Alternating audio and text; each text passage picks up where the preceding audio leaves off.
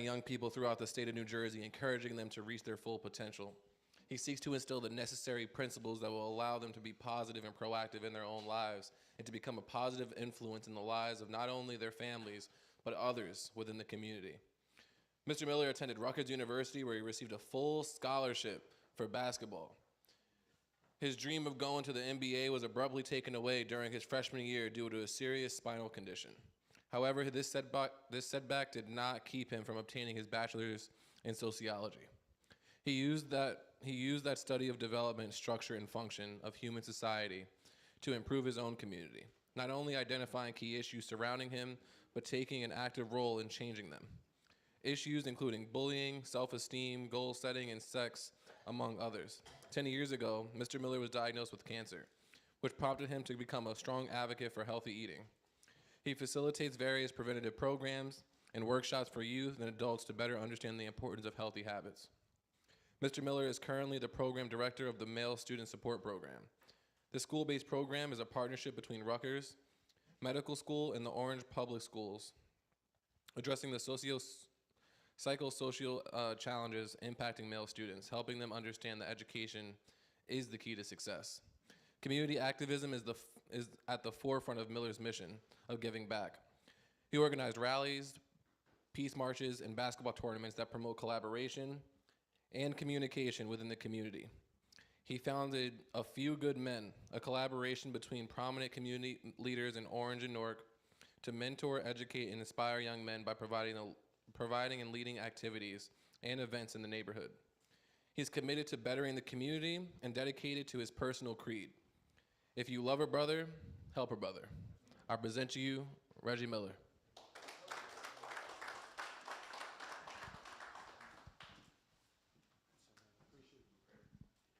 Usually when I go out, what's up, y'all? We good? I've been speaking a while, man, a long time, and it's weird, man. You always get nervous when you go up to speak. 20 people, 200 people, 1,000 people, I always get the jitters. I wanted to show something. I have one of my mentors, Mr. Reggie Bullock. Man, have been doing some films and stuff together, and he put something together of me last year. And it's like a 20-minute video. I'm gonna show half, probably about 9 minutes of it, just to give you my Dun and Bradstreet so you'll know some of my walk. You can press play. I think it's good to go. In the 80s, there were two I don't know if y'all can see it. high school basketball players, both similar in size and height, both named Reggie Miller. One Reggie went on to the Hall of Fame. The other Reggie's life changed in 5 seconds. Greatness 5 presents 5 seconds, the Reggie Miller story.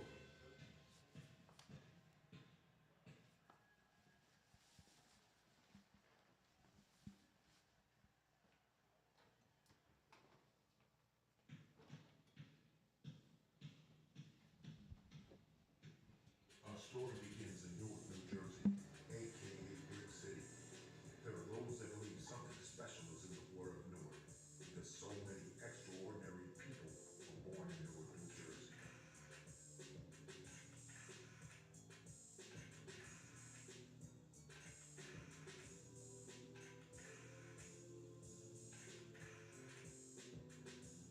Reggie Miller was also one of those individuals born in Newark.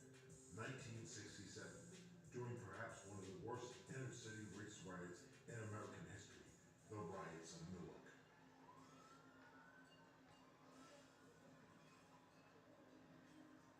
Now, can you imagine? The police had horrifically beaten a black cab driver. The city went up in flames, all of Newark. Black people were fed up. Reggie's parents, Big Al Miller and Betty Miller, were stuck trying to figure out how to raise a family in the midst of the worst racial chaos in American history.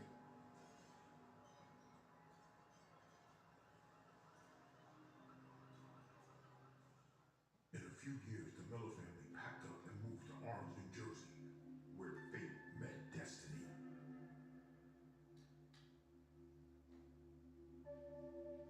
I can't help but believe that it was absolute destiny for Reggie to play basketball.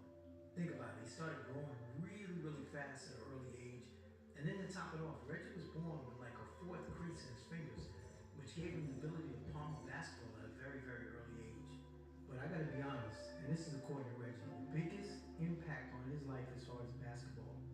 mother looked at him as this tall, gangly, awkward kid. And a mother's love is stronger than any love in the world. And she, in her mind, said, I don't want my kid being embarrassed. I don't want him going to the 5th and 6th grade dance, not being able to dance or being afraid to dance. She took her son in the living room every day and taught him how to dance. You see, it was more than dance.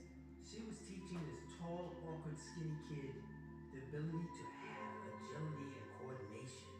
And that coordination would set him off. Within 1 year of playing high school basketball, Reggie Miller went from 1 dunk in a season to 47 dunks the next year, averaging 20 points a game, 13 rebounds, 5 assists, 67 block shots, and 61 steals. Reggie's greatest athletic achievement came when he attended the legendary 5-star basketball camp and held his own against the best basketball players in the country. And Reggie's star continued to soar. He became All-State New Jersey, nominated for the McDonald's All-American team, and the New Jersey Nets invited him to participate in the high school slam dunk competition in the Meadowlands. Let me tell you something. Reggie was being recruited by major universities at that time. Even the great DePaul team wanted him to share backcourt duties with future NBA great Rod Strickland. But like most star athletes, Reggie's focus was on the games and having fun off the court, which temporarily hurt his career. After graduating high school, Reggie decided to attend basketball powerhouse St. Thomas More Prep School. Reggie became the chancellor's leading scorer, earning him a scholarship to Rutgers University. When you talk about Reggie and his charm, I call it the Miller charm.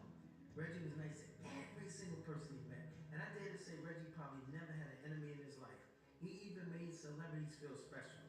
We're talking about Phyllis Hyman, Bobby Brown, Lawrence Taylor, Isaac Hayes, and he even got the legendary Kareem Abdul-Jabbar to actually give a half a smile in the picture. And we certainly can't forget Reggie's Rutgers alumni partner, Bill Bellamy. Reggie has the entire student body, teammates, coaches, family members, and the people of Orange waiting to see this kid perform at the highest level. And within 5 seconds, it was over.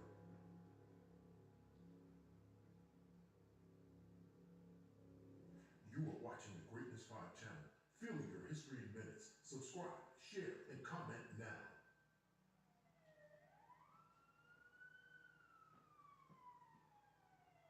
An accidental collision at practice jarred Reggie's back in a way that left him temporarily paralyzed. The only thing Reggie could feel at the moment was a tear rolling down his cheek. Doctors later told Reggie that he could be paralyzed for life if he were to continue playing basketball. His hopes and dreams of taking the city of Orange to the NBA was over. Reggie felt his soul was stolen from him. He felt like that awkward, skinny little kid again, but this time his mother couldn't dance away the injury or pain. So what does a young man do when the whistle stops blowing, buzzers are silent, and he no longer can hear the balls bouncing and the crowd cheering his name? Total silence in what was a fun and exciting world. And to add to Reggie's pain, he had to live in the shadow of the other Reggie Miller.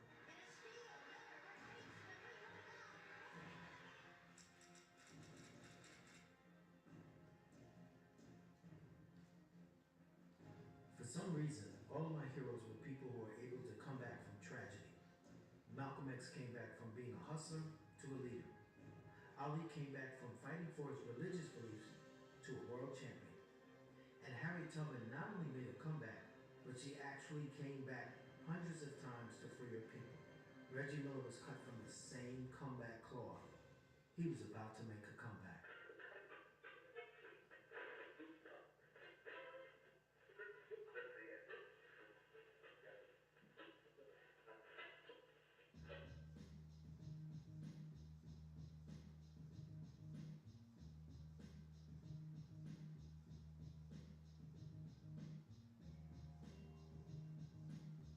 Rutgers University honored Reggie's scholarship, allowing him to graduate.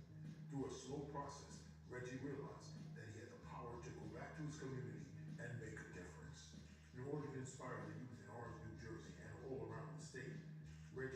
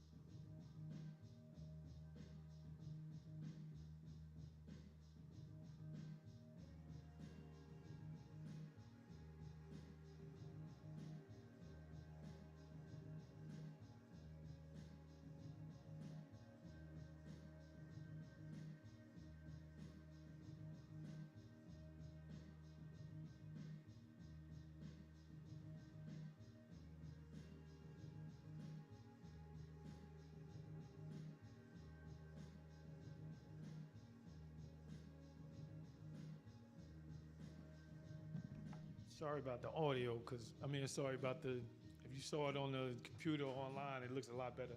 It's full. That's cool. That's cool. No, that's cool, yep. Now, if you watch that at home, it goes into the interview where I'll do an interview for about 10 minutes with somebody. But that's more or less my Dun & Bradstreet, how I grew up, just a glimpse. I went through so many different things. The first thing I want to bring up is my man, Reggie Bullock, Greatness 5. He came up with it. He just gave me that gift last year. He said, Reg, I created this little thing for you. I want you to use it when you go out and speak. And I was like, because he taught me back in '86. When I went to Orange High School, I came out, fellas, I had a 1.9. I could hit my head on the backboard. I was top 10, did well in the North-South game, all that stuff. AAU. This when AAU in New Jersey was only 2 teams in New Jersey. Now it's probably 100. 2 teams. Guys making all county, getting cut. Whatever. It was real competition back then. And we won the national championship in '85. We didn't have a spectacular players, but we just played well together as a team. I didn't realize after that championship and going to prep school, and then I get the Rutgers. And I don't know if y'all realize that when you paralyze, it hurts. I was paralyzed from my neck down. So you can't feel anything, but you feel pain, which is kind of weird. It's like an oxymoron. So when I was laying there, and I can't move from my neck down, and me and my man I remember when they brought me in, because I had went to prep school. I was 20-year-old freshman over there, had to go to prep school, this and that. So they knew I was probably a 6-man. I was going to get some burn. I was working my way I came in there as a 2-3. They told me by my senior year I'd be at the 1. And that was always my dream, to play the point. Because I ain't grow since my freshman year in high school. I was 6'5". So getting my academics together, I'm rolling. Now, I've been paralyzed a couple of times before that, but they felt it was like a burner in football because it wasn't very long, 30 seconds, couple of minutes. Wow, we don't know what it is. I got this condition called cervical stenosis. They know a lot about it now, but back in the early 80s and stuff, they didn't know what that was. You had to have an MRI to see it. An X-ray, you couldn't see stenosis. So I'm in practice a week before the season started, my freshman year. Me and a brother, Darren Campbell, he was from D.C. I want his spot. He's starting guy. He's 6'3", 2 guard. Yo, it's a loose ball, bro. We going for it. We dove on the ground. It's over. Because Rutgers had the money and the facilities to take. We had to go to Pennsylvania, and Dr. Torg, who wrote books on cervical stenosis down at UPenn.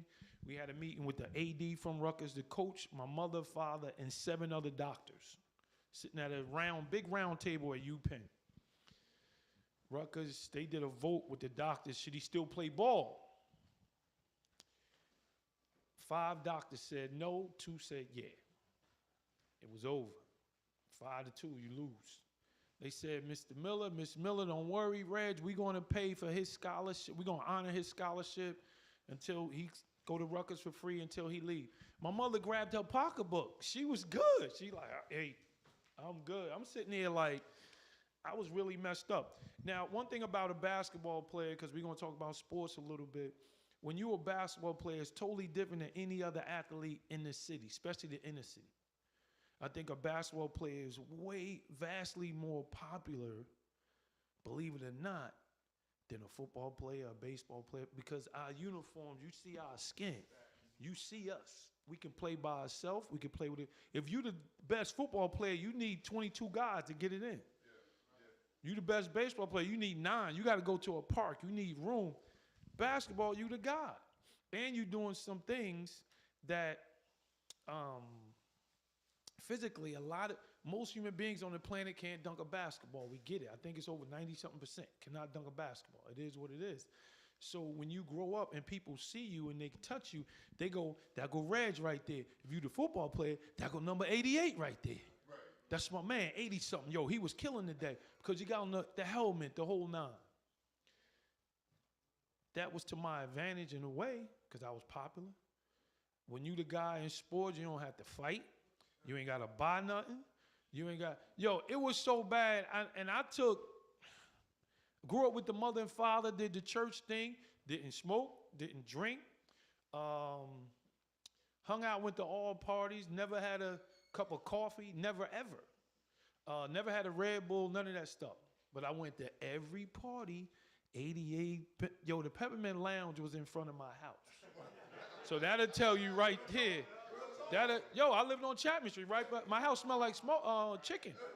The Peppermint was, you come out my house, we go through a gate, and we got into the mint. In back, you got to think, I was, you could say, spoiled in a way.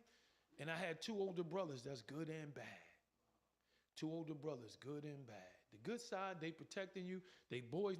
Yo, Reg, come in. Matter of fact, my name was Little Raheem till I was probably a sophomore or junior in high school. My brother was real popular, and I was just Little Raheem, but I was bigger than everybody. They was like Little Raheem. So I was good. I was protected. Had the crazy cousins, Doozy in there from Scott. Y'all know Doozy and pecking them. So Orange ain't bothered. I'm good. But the bad side of having older brothers, if they immature, you're going to follow right into their footsteps. So I remember telling my brother was like, yo, girl come by, if she cute, they like, yo, I know you messing with, nah, that's just my friend. Guys don't have friends. With girl, you don't have a girlfriend. That's not, what are you talking about? So they force you into doing things. I'm going to Zanzibar in high school. I'm straight up. I'm like this, a junior in high school, like this, 6 in the morning at Zanzibar, sleep. Yes, sir. Waiting to get on the bus to go home because I'm trying to hang. Trying to do things that I'm supposed to stay in my lane until I'm ready to do certain stuff. My mother and father think, okay, you with your older brothers, he good. And they felt they was good, but they was giving me these values that was just too fast, too much. I tell people all the time, when I went to Rutgers, I slowed down. Most people go to college and wild out. I went to Rutgers to chill out, which was crazy because I was at this fast pace. Now, when I couldn't play, I didn't want to get into coaching. Everybody said, Miller, why don't you coach? Have y'all ever saw a kid on the playground, yo, I can't wait to coach when I get older in the NBA. You want to play? Or that's it. So I didn't make basketball my whole life. I loved it. But once I couldn't play, I did step back. And it's weird because Rutgers gave me a big hug. Orange gave me a hug. Wherever I went, people felt sorry for me. So that's me getting spoiled again. And that went on for years. Y'all will be surprised. It's a dude text me yesterday that I haven't saw from high school. In the text was my last high. I don't know where he got this picture from. A picture of me playing against Scott in '85 with the text under it. Yo, Raj, what's up, man? Yo, get with me. I know you're doing something next week. I want to come to it, da-da-da-da. I'm like, yo, that's cool, but I'm way more than basketball. Believe it or not, I watch NFL. I'm more of a football fan than a basketball fan. I'm a Ram diehard, so you know what I mean? Bruh. So if you saw the picture, I had to tend to my mother, fellas, for the past 2.5 years. My father died in 20. My mother died in the August, a month ago. So my heart heavy. And I went to 4 major funerals within that time. One I went to Monday, a young lady named Nicole, 42, cancer, Nicole Williams from Orange. She went to Northeastern. Good sister, NAACP, Delta, all the sisters there. It was like, I'm like, yo, God, why you putting me through this test? I lost 35 people to COVID that I'm cool, that I know. I'm in the house when my cousin, he was a mailman in Newark. You're a mailman, he's still working. We had to break in the house and get him. I'm getting him off the floor. So I'm the point person that's there, noticing, like, feeling this stuff. And I remember my aunt, Reverend Williams, she told me one time, she said, God not going to give you something you can't bear. Part of me like, yo, I can't take this, it's too much. But I'm still what? I'm still walking. I'm still standing. I'm still smiling when I see people. Yo, what's up, black man? You good? Yo, let's say that this is my greeting wherever I go. How you doing, black man? Just say, what's up, black man? How y'all doing, black man? How you doing, black man, that's my thing. I've been saying that. I even, at school, because I work at the middle school in Orange, I've been there 26 years. It's white male teachers. I greet them and say, black man. Yo, Reg, you being funny? Nope, do your history. That's all I tell them. Check your history. Originally, that's where we are from. We all black men. So, and I do that too because I hate the phrase, what's up, boy, boy?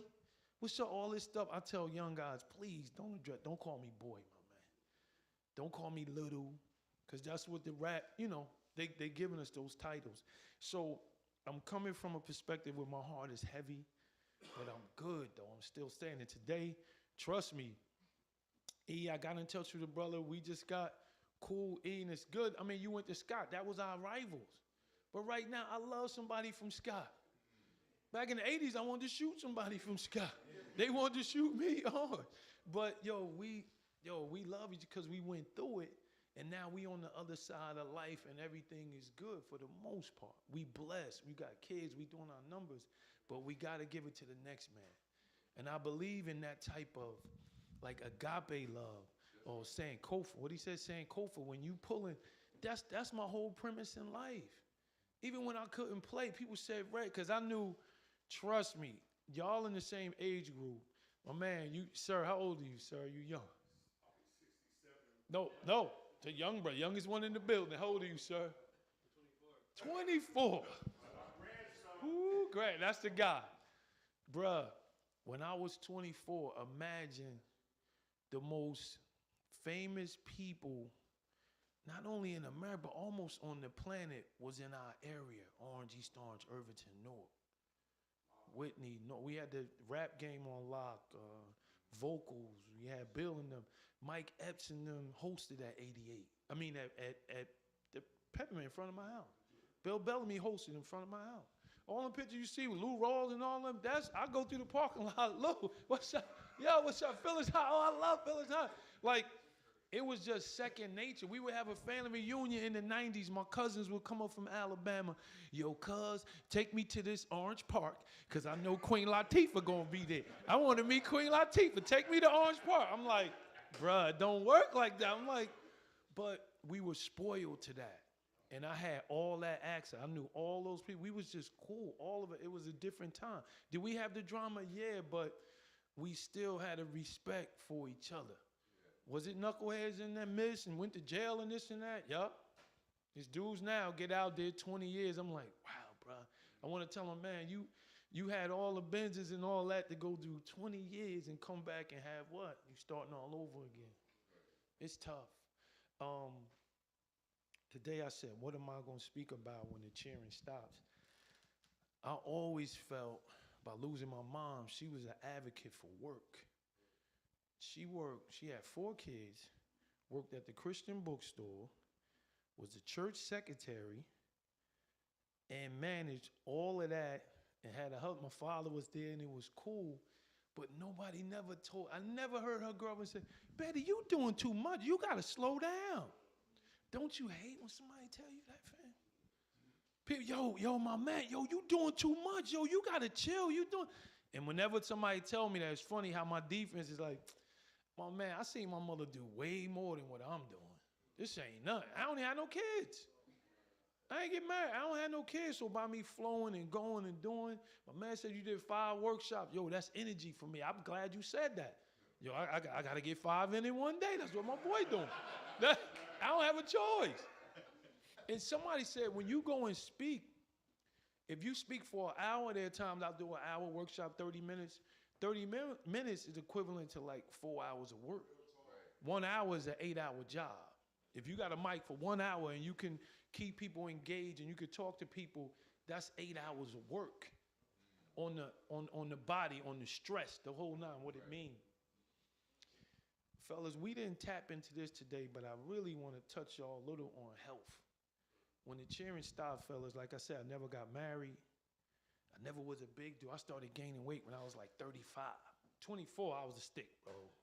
My shoulders look just like this. Like my shirt was flowing. You ain't see nothing. Like I look like a hanger, like nothing. But I ate a lot of garbage. I ate a lot of fast food. We ain't eat no pork back in the day because my Muslim name was Kareem. Everybody had their Muslim name. But the little values we got in the 80s, don't touch pork. But I ate the beef and the chicken and the whole 9. So in 05, I'm thinking I'm living, I'm getting a fish sandwich from McDonald's. I'm good. Bro, I had stomach cancer. Didn't realize growing up right there off Central Avenue behind the Peppermint is a food desert. Central Avenue from Grove Street or from motor vehicle all the way up to, that's a food desert. In '05, when I was diagnosed with cancer, they found a tumor about the size of a grapefruit in the back of my stomach, right by my pancreas. Y'all wouldn't have y'all would have never met me if I wouldn't have went to the doctor. And I went because I was catching colds. I never had pain. Never had pain. They just did my blood work. It's in the Bible, a speck of blood to tell you what's going on.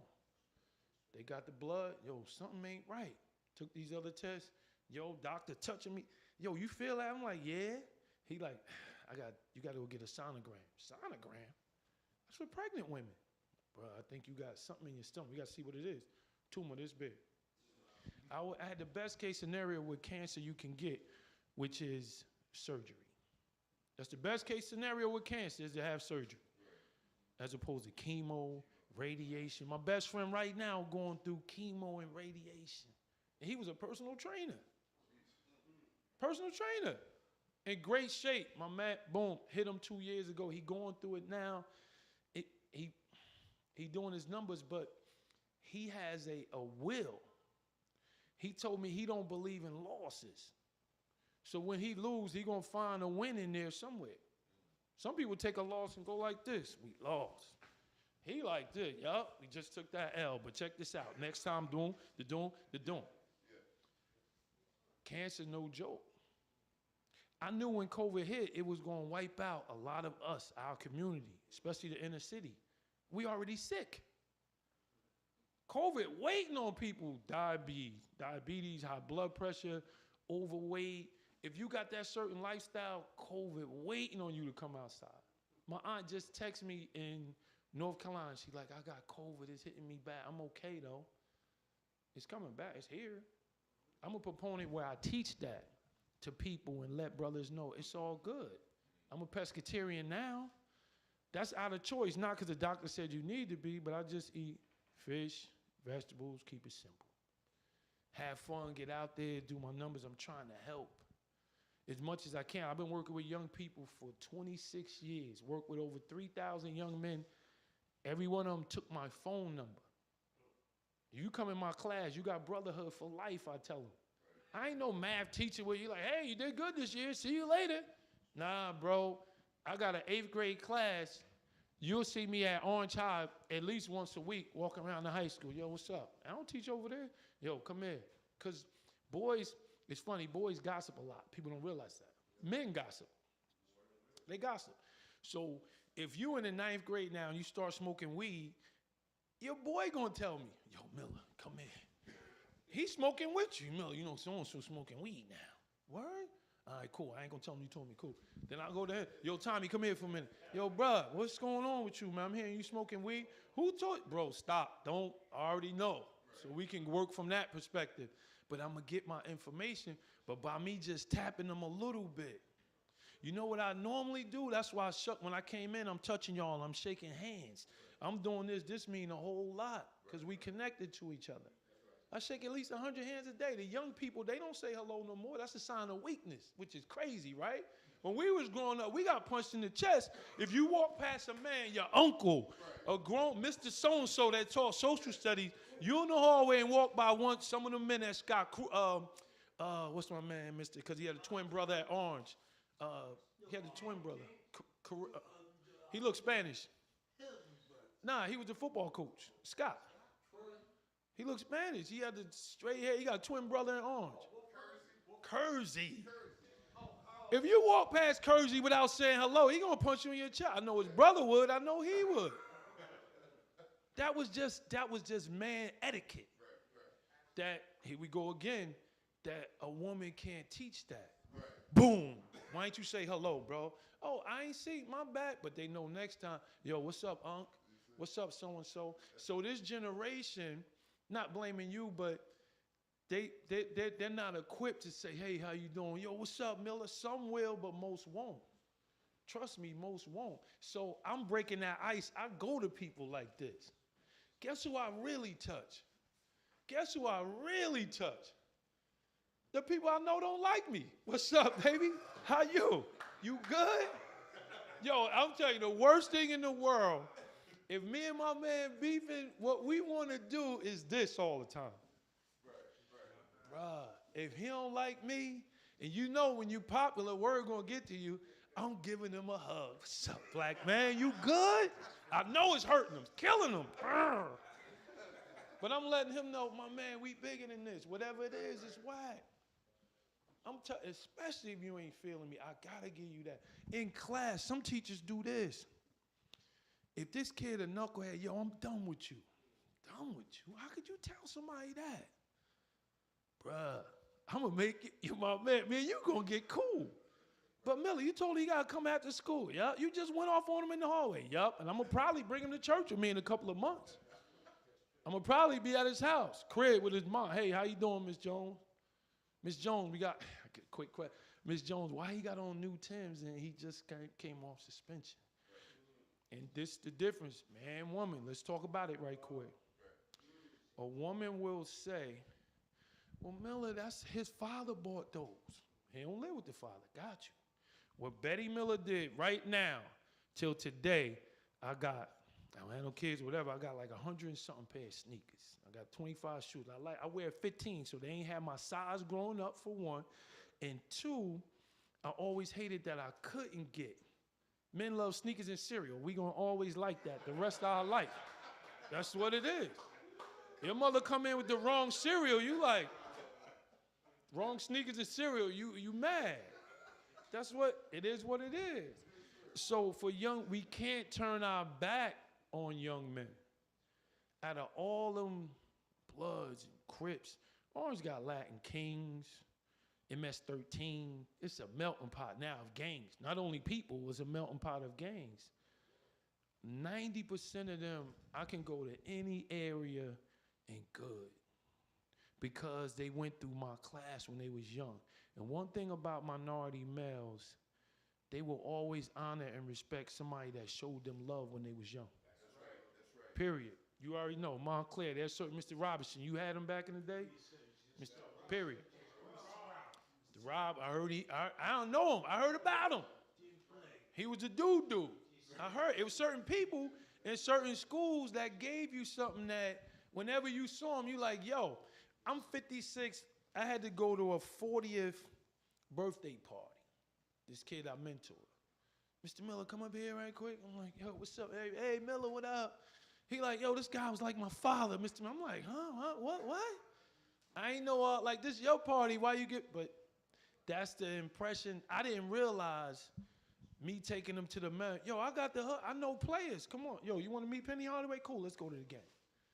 This 95, 97, cool, get in the car, I'm gonna take you to the game. You want me, Shaq? What up? Yeah, cool, let's go. Yo, but for them, it was crazy. Like, oh my God, yo, Miller there, never what, forget it. And there were certain men that did that for me. Montclair, Harry James gave me free sneakers. I was getting free sneakers since I was little, especially if you play ball. So right now, bro, if I'm at Burlington, I wear 15. They're a pair of 12s for $40, some Jordans. Somebody I know wear 12 in orange. Put them on ice. Size 9, put them on ice. Somebody do well in skirt. Yo, my man, what size you wear? 12. Yo, I got something for you next week. And you give a kid a pair of sneakers, that's yours. He's yours now. I always hit him. I say, bro, it ain't gonna be no Jordans. Don't get mad. Ain't gonna be Jordans. But we do dress up twice a month. You gotta bring a tie. You get a grade for that in my class. I said, yo, y'all wanna do the book report, or you wanna get a suit on? Suit. We'll do the suit, man. All right, cool. But if they wear a suit, they ain't gonna be play fighting. They ain't doing none of the dumb stuff. Last thing I wanna tap, especially we men in here. I just told my man the other day, it was a deep question I got last week. It wasn't about my mom's death. It wasn't about cancer. It was from my nephew, and he tapped me. Could I be transparent? I know we in church the whole nine.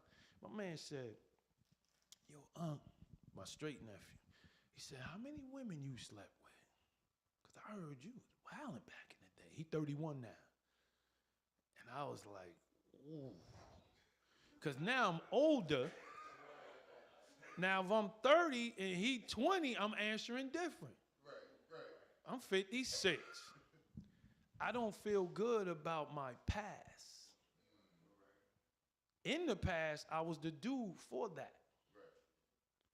Are you really the dude if you 56 and you at the mall and you see this young lady you grew up with, you broke her heart, what's she doing? With her grandkids. Don't roll up to say hi, just give it a head nod and keep rolling. I'm not that dude who I was at 18 years old. But when you break somebody's heart, that's for keeps, especially a woman. So as a man, if you tore that spirit up, tore this spirit up, tore that spirit up, just because your boy's giving you a hug, are you really that dude? Bruh, that's why I teach dudes right now, my man. Focus on one sister. If you feel her, it's all good. I'm not the guy that said, yo, go wild out until you get married. That's hard to do. How you gonna wild out and then get with one? That's so, bro, you 24. I don't want you to wild out, then get married at 30, because by 33, you going, yo, I always had more than one. What's this one thing about? So we, as men, we got to stop teaching young men to wild. We got to teach them, bro, it's okay to go to the park and sit with your girl and have a picnic and chill with her. That's cool. Because I remember being in 3rd grade saying I had 2 girlfriends and my father and uncle gave me a hug. Come here. Oh, this mother, you got 2 girlfriends in class. Look out, you're here, little player. Don't ever let nobody say, yo, what's up, pimp? Stop him. I'm stopping you. Whoa, whoa, whoa. Security guard at Orange High, man, he was about to fight one day. True story. He kept saying, yo, pimp, what up? Hey, bro, I thought I told you, stop calling me pimp. Call me Black Man or Miller. That's it. Now till today, he say, Miller, what's up? Cool. He respected because you know what a pimp is, bro? So we got to be careful and mindful of that as we tap on these young boys all the time. Fellas, I'm sorry, man. I wish I had more time, man. We can stay here and do our numbers, man. I appreciate this. Call me anytime. Anytime, bro. Appreciate you. Thank you. Love you, for real. Let's give Reggie Miller another hand.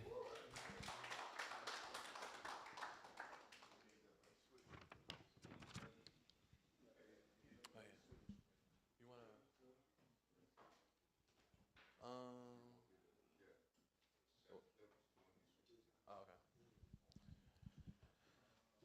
So our last presenter before we get to our panel discussion is Dr. Juan Rios, and I'll tell you a little bit about him. Prior to me starting this bio, though, I will tell you that he wears a lot more hats than that's originally stated on here. You said don't read it.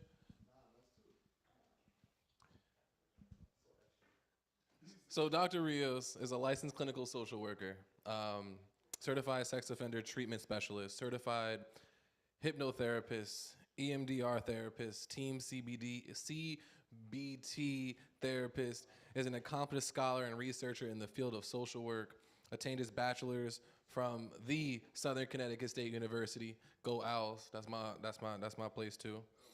Okay. A Master of Social Work from Rutgers University, a doctoral degree in social work from Rutgers as well. He also holds a certificate in nonprofit leadership from Fordham University and a certified UX/UI designer. Currently serves as a full-time faculty professor at Seton Hall and has served as the director of the Masters of Social Work program. I still tell people he is still the director of the Masters of Social Work program. He has also worked as a part-time lecturer at Rutgers and a ranked adjunct lecturer at New York University, NYU. He has conducted extensive research on a range of topics, including trauma narratives, Latinx migrant women, effectiveness of mindfulness in the classroom for undocumented children in the U.S., traumatic effects of migration, and issues surrounding masculinity and depression. His research on mental health and policing has garnered national attention and sparked important conversations about wellness and safety. Specifically, he has been to Washington, D.C. many times to give conferences and talks about a lot of these areas. He has published several articles on mindfulness, trauma, social justice in various academic journals.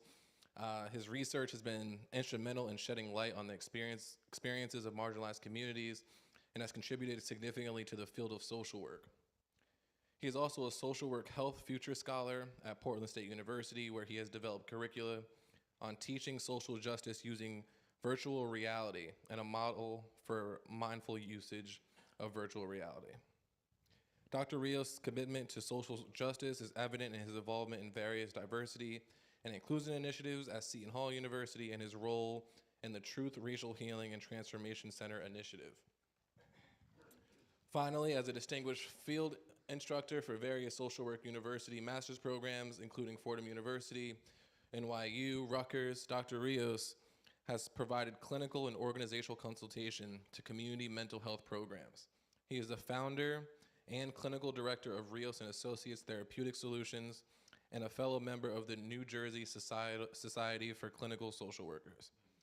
His dedication to empowering his clients to live their lives to the fullest is reflected in his person-centered approach to therapy, which encompasses various clinical modalities ranging from exequential, psychodynamic, and cognitive behavioral therapy. There are a lot of big words in this whole bio, but lastly, I will note that Dr. Rios recently just gave a presentation on TEDx. If you're familiar with TED Talks and how we have TED Talks, he actually just finished a presentation on TEDx.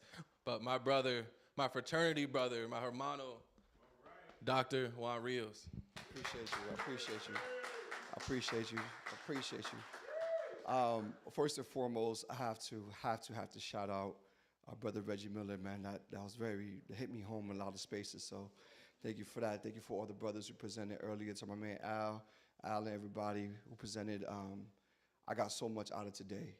So I'm very grateful to be around my brothers in here who are pouring so much into our communities. All that bio is all good. That's the one I should have sent you the shorter one. That's the generic one I sent out. So I apologize for that 3-page bio. So please forgive me on that. All right. So today, I'm gonna be very, very succinct. This is more interactive in regards to what we'll be working on today. The work that I've been doing primarily in the community has to do with how do I make all those degrees, all those conferences, all that, how do I make it make sense in a practical way where people get money today? How will it be good to be able to impact community today? And that's really what I want to get into. But before that, it's important for you to know who I am. Right? Before all those degrees and all that 3-page bio, I was born in Panama, and my family came over here when I was about 7 years old to Brooklyn, from Brooklyn to New Jersey to New Haven, and back to Jersey City. But like many of us, my father wasn't around. What I mean by that directly, speaking very transparently, he was a heroin dealer and then became addicted to heroin and died of AIDS by the time I was 15 years old. He left my mom's by the time I was 6 years old. He says he would come back, never did. One of those classic stories that impacted my life forever. So when you talk about how we are to women, I felt that. Because for so long, when I was trying to make up that void from feeling that sense of abandonment, it turned into that I wasn't worthy. It turned into that who would love me if my own wasn't there for me. So therefore, I never believed that anyone could ever love me in that way, that agape love that was mentioned earlier. But it took a lot of years of healing and a lot of years of love that helped me become the person I am today. I have a 20-year-old and I have a 3-year-old. All right? Yeah, so that tells you very early. I was playing the line very early, and then I settled down and got married, and then I have a 3-year-old that I love. And just pray for me, y'all. And pray for my back, most importantly. But I spent many, many years in this picture. Is this working? All right, my bad. This picture here is me and my sister in front of a home that we lived in New Haven. And if anybody knows New Haven is a tale of two cities. You have Yale and you have New Haven. And I'm from New Haven. And we lived in a community that was thriving, where you knew everybody. We played till the street lights came on, that whole, cereal and shoes, that was us, you know what I'm saying? But then the university bought out this whole community, that block, talk about barbershops, talk about corner stores, Talk about working class black families gone overnight. All right. And now what you see in that area is frat houses and parking lots. But what happened to that block? What happened to my friends who I go to their house and their cousins and my cousins? What happened to those families that where we would play out in the street lights? They were the one who'd be checking you and punching your chest. But then the dynamic shifted and changed. So when we think of built environments, they're also by design. They're the interpersonal relationships in which we have that it's our agency to support each other, but let's also remember that there's this design, these folks who have power are able to design out communities like ours who are built to protect each other, okay? And this is one example of it, where they intentionally deconstructed thriving black communities. And where were we placed? We were placed in shelters, and then into temporary housing, and then projects, okay? So we went from communities where we had houses and parking lot and driveways and backyards to being cramped into projects, okay? Now, so what I want to get into is how we design community and what does that mean for our future. So when we think of in the approach that I'm talking about today, something called design justice. I'm not going to spend too much on the theories. I'm not going to spend too much of that. I just want to be able to be very clear what it looks like. To have liberation, solidarity, and equity, these are all the components that we need, okay? We need folks who are on the ground. We need thinkers and visionaries. We need our grandmothers, our storytellers, our elders. We need our healers, our builders. So we look around this room, each of us play a role into that ecosystem of health and support. So it's not somebody who has any types of degrees, or maybe they may not have all those life experiences, but we need all of us in here to create that.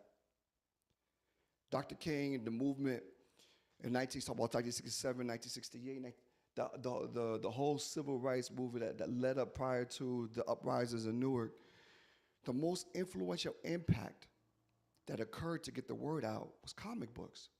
And many people don't realize that. It wasn't the speeches. It wasn't the television programs. It was the people on the ground making it plain to the children in a way that they could understand.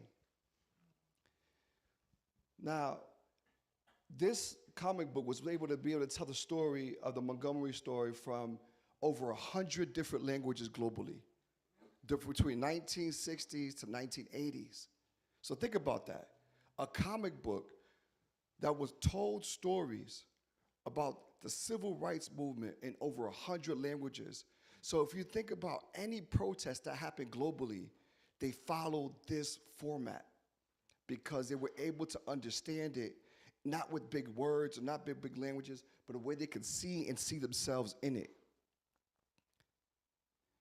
And a lot of the work I do now is how do I create spaces where people can see themselves in a future that wasn't written by them, that they themselves are creating this future, even when they weren't designed into that type of future. Two images here. This is the work I do, really one in schools, in which young people have created safe spaces for themselves, and they designed this image here using artificial intelligence. And the other one is the work I do primarily with an organization called One Hood, One Block, One City, One Newark, in which credible messengers, folks with lived experiences who are coming home, are learning skills and are learning techniques to be able to apply that into being the first line of support for their communities and creating safety. And one image, one person in particular, a young man who was recently released, a returning citizen, utilized his skills about learning artificial intelligence. Him and we sat down together, and I was teaching him various programs. He said, you know what, Juan? I want to create a story. I want to create a story that kids can understand in the way they can see themselves. I was like, all right, dope. So let's do it. So I'm not sure if y'all can see these images. This is what he created. He created a story about the city of Newark using animals as depicting different communities in a block. So a raccoon named Avon from Avon Ave. Okay, a squirrel named Hawthorne. All right. But the story he created about this was a way in which young people, 6, 7, 8, 9, 10 years old, could understand and see themselves in a way of how do we get along? You may be from Avon Ave, I'm from Hawthorne, but how do we work together in this ecosystem? Just like these characters did in the storybook. Being able to teach them in a way that's relatable to how do we create support systems. So we're talking about folks who were recently released coming back to share stories about how do you create peace using what? Artificial intelligence. We sat down together, and now he has a published book. He has a published book with images and art and words that now has been picked up by my brother's keeper as part of their primary text. Primary text. All right. Now, that's what we call design justice. Is where now what we're trying to do is make sure that we focus on equitable ways of distribution. But we talk all about artificial intelligence, but many of us don't understand how to use it, what it is, and how do I make it make sense for me and the work that I'm doing.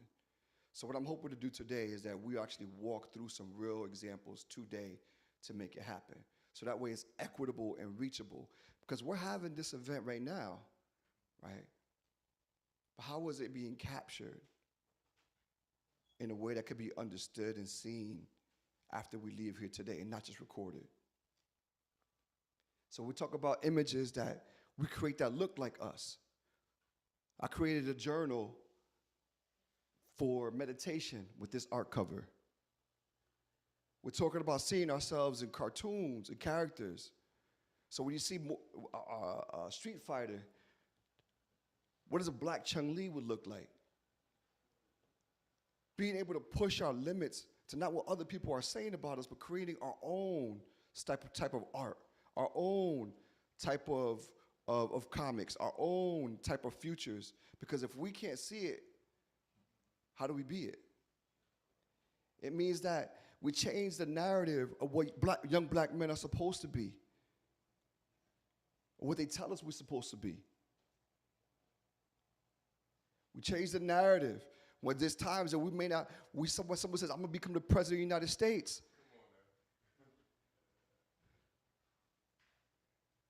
Why can't we make it happen now? So this person is one day gonna be that. But being able to say, this is possible as well. Creating these alternative realities, and what does that do for a healing moment? So what about if I wasn't president and I lived a different life?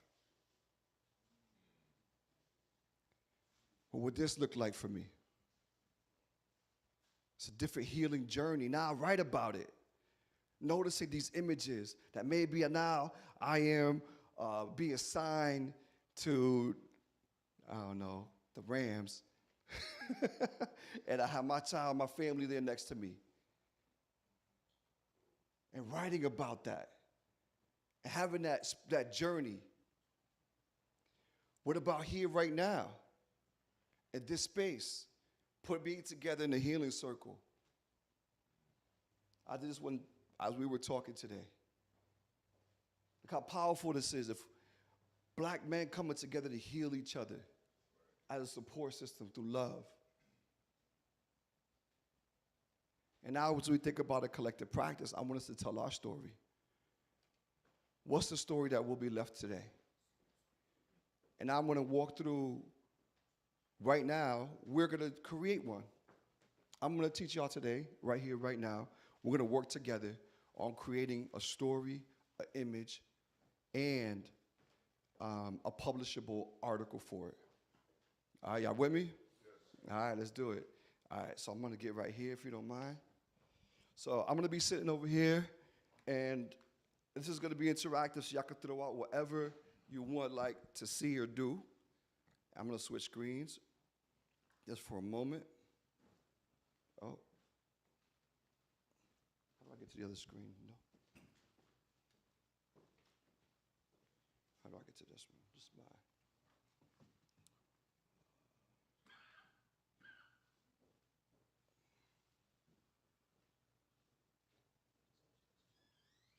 Okay. Which one you want? That one on there? Yeah.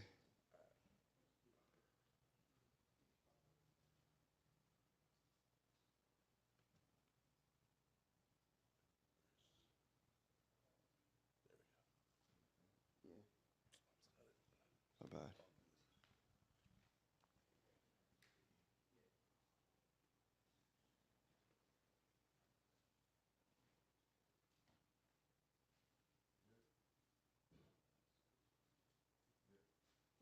Because I'm gonna be switching from screen to screen from my. Are you gonna be doing both? Yeah, I'm gonna do a few. We're gonna actually walk through how to make this happen, the images, and create one today.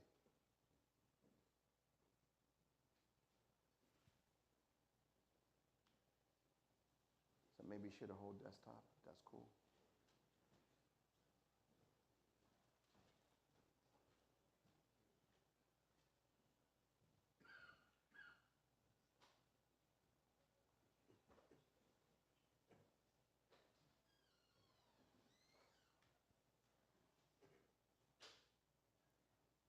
Yeah. Yeah.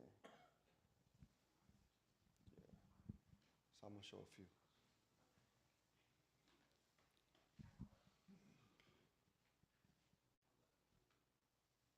So one of the areas that we worked on before is creating a comic book that can demonstrate a different way we see black youth.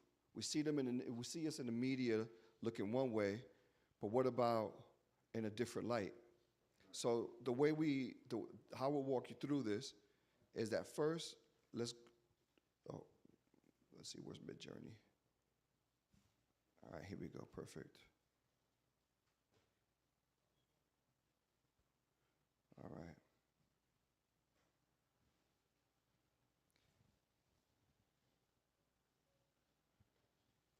All right, perfect. So let's work through together creating an image that we would like to see about our community or about our future. All right. What are some of the ideas? How would we rewrite our narrative? I would probably change the racial, like the economic disparities among race. So I would put people of color higher on that ladder. All right. All right. So you want to see economic. So if you were to take a picture of that and rewrite that narrative where someone could see it differently, what would that look like? So I'm thinking like I like to see a businessman, A businessman, business owner. a business owner. Absolutely. All right. What kind of business?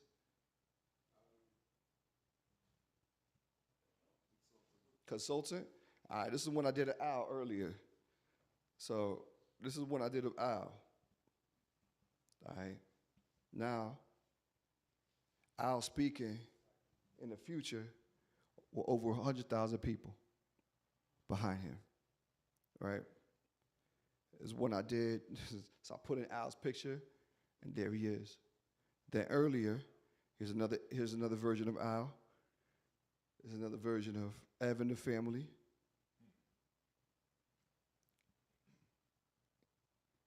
So let's bring in a real image. Cool. You know what? / I would go imagine. All right.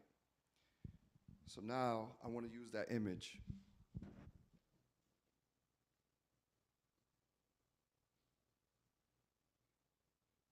Business owner, successful, and with his family in the community. All right. Hyper realistic.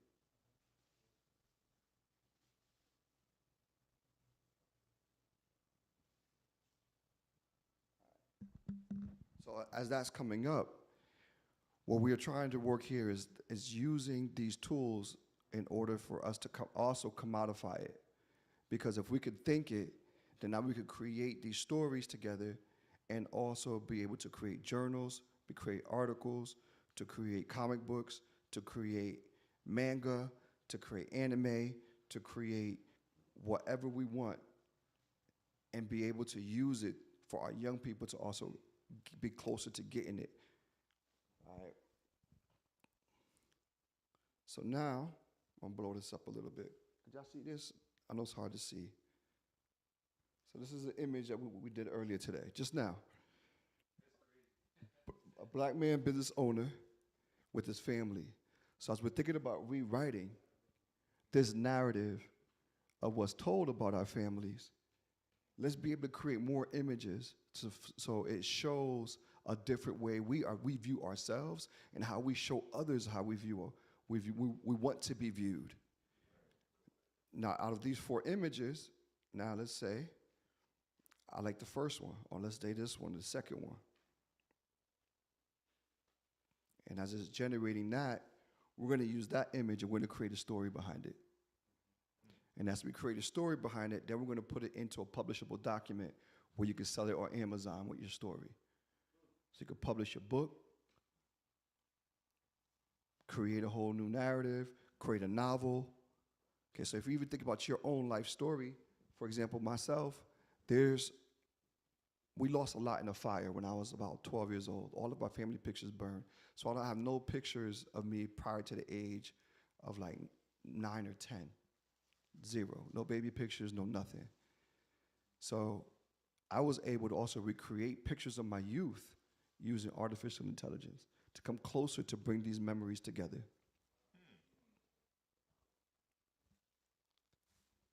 So here's the image we just made. All right. Now, let's keep this image. I'm going to save it.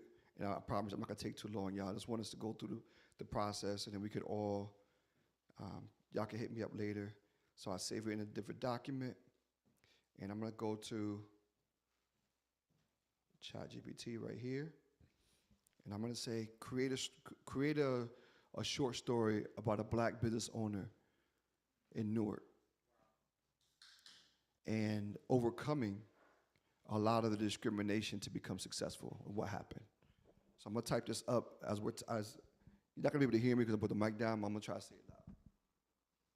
So I'm gonna write create a short story of a black male business owner in the city of Newark. You know what? I'm gonna use Orange because we've been talking about Orange today. Orange, New Jersey, who has been a mentor, an example to young black men. Discuss, demonstrate how he succeeded. And I'm gonna say, make it, 200 words, something short. Okay, boom. All right, so now we have a story. Title's called The Beacon of Orange, the story of Mr. Williams. In the vibrant heart of Orange, New Jersey, Mr. Williams, a renowned black business owner, stands as a living testament to resilience and ambition. He owns Williams Emporium, a thriving store that has a medley of books and art. His journey through, though marred with struggles, is a powerful saga of unwavering grit and ingenuous enterprise. And it goes into his story, young men inspired. Now, I'm just gonna take one paragraph, okay? Copy that, and I'm gonna go to Canva. So here in Canva, so I may be going a little fast here, but I'm more than happy to be able to walk you through this. You go to Canva, and you create a project using a template of a book. Say I want to, let's say, a comic book idea. Now you have all your templates here. And you can use any of these templates.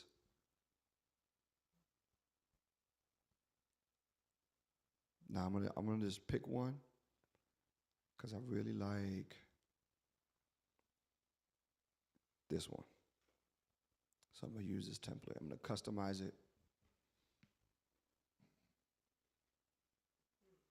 insert this image.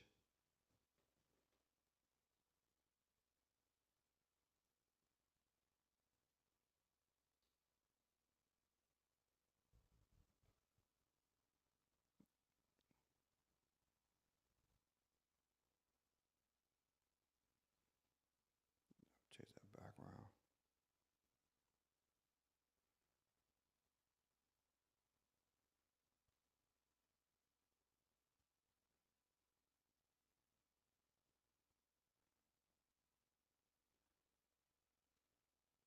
Now I'm gonna remove this, edit that, and make it into.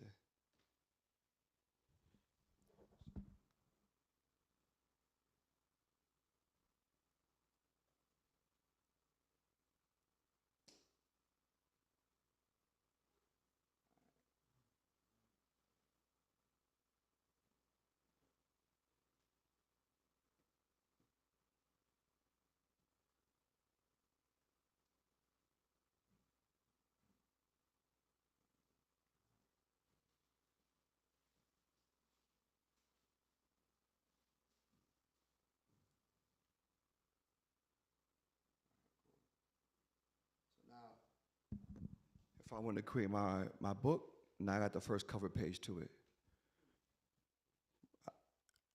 And then we'll add a page. All right. Now let's add some of this text. Now we have the first page of what this may look like.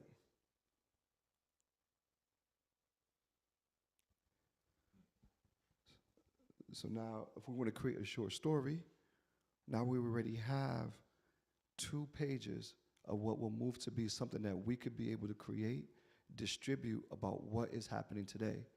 So if we wanted to create a short story that somebody could take away from what we worked on today, we already have how many speakers and what they talked about.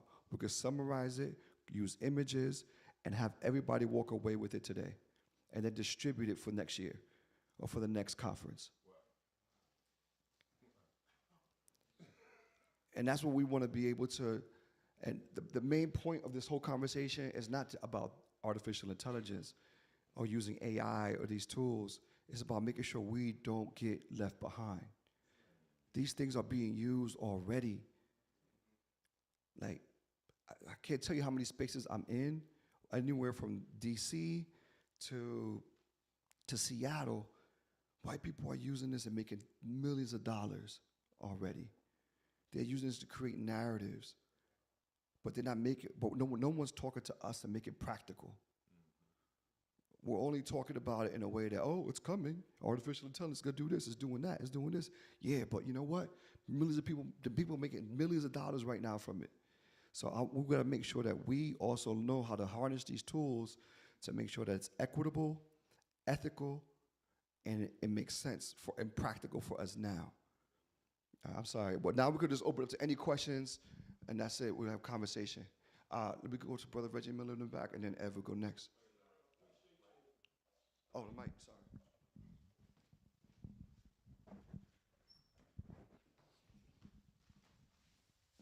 Appreciate your story, background, the whole nine. There's a lot of, like us in here today, minorities, males, 40 and up, that's never been into, they don't play the video games. We're not into the computer like that.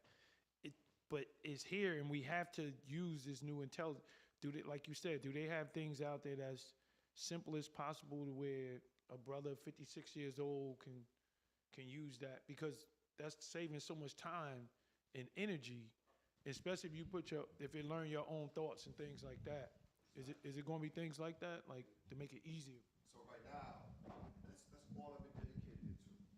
That's all I've been dedicating my work to. Is to say, how do we make it make sense, make it plain? There isn't. Nobody at Google cares about us. Nobody in none of these places cares about us. It's like either you learn it or get with it, get lost. It's kind of like with the cell phone when the iPhone came out. When the iPhone came out, people either you had a smartphone or you still stuck to your BlackBerry. But eventually, everybody came around. But the people who had access to it first are the same people who have access to this now. And it's not going to be until 10 years later before we can get to that level where they are right now. We don't want that to happen again. Because as technology advances, it rapidly and exponentially advances. So it's not in 10 years. It's more like 40-year gap for us. We don't have that time to waste. And just to say this, as minorities, we've seen that happen. Time and time again. Times we always say, especially as minorities, males, we're the most emulated man on the planet. That's been proven over and over again. And everything we introduce, somebody else recreate, Yep. boom, it blows up. And then we was last to the party, and then don't get nothing for it. Exactly. This is why it's my all of my grants, everything I'm doing is geared towards this. Having these types of conversations amongst us, so that way, cool. You might not walk away understanding it all the way through, but I'll be back 2 weeks. I'll be back. We can have multiple of these, including smaller ones. That's all I've been doing in the city of Newark, in the Office of Violence Prevention. We started with those who were recently released from incarceration, and now they're producing this. And because they can't get hired at any place, you have to be an entrepreneur. So now I'm using that technology to help advance the business of T-shirt lines, hat line, designs that are being made. They're already making it happen in the city of Newark. A lot of folks. So because they can't get these regular jobs, they gotta make the hustle make sense, and they're using the technology in order to make sure that it advances them economically and personally. I'm sorry. No problem at all, man. It's this is so dope in so many ways that and full disclosure, the bio that Evan read of mine earlier, I took my resume and my old bio and ran it through ChatGPT, and it generated that because I had to get it to I got I'm doing so many reports now, and even in the system, I can take tons of notes, as you know, and get someone's chart and kind of do a summary that I got to present to the bureau for whatever treatment they may need. And a lot of times it's just time. And I'm gonna tell you, practically the edge it has given me over a lot of my counterparts is I'm able to generate the work of 2-3 people in a time frame where it's kind of like, how's he doing it? And really it's just being bold enough to go on YouTube, to be resourceful. And I think now the culture has to shift away from the excuse of no one taught me. If you don't have the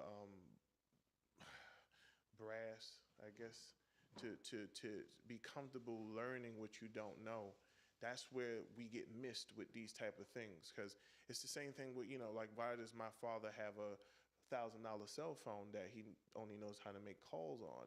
I've shown him how to do it 50 times. It's going to make his life easier. He could talk to it, but in his brain it's like, I don't do that. And if he would just take that time to say, you know what, saying I don't know or no one taught me is no longer a valid excuse.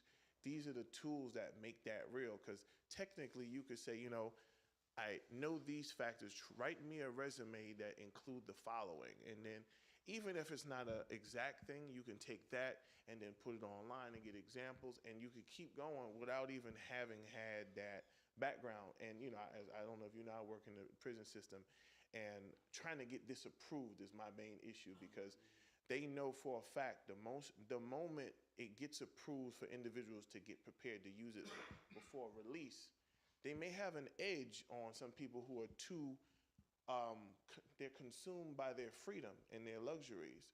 So there's this tendency to say, I'm kind of good, I don't need to learn all of that, I got a job, blah, blah, blah. Meanwhile, somebody who's coming with a clean slate is like, all I got is this. But this is far ahead of what they've been operating with. And it's not just AI, because AI is getting scared. I don't know how far you've gone with it, but AI can scare some people.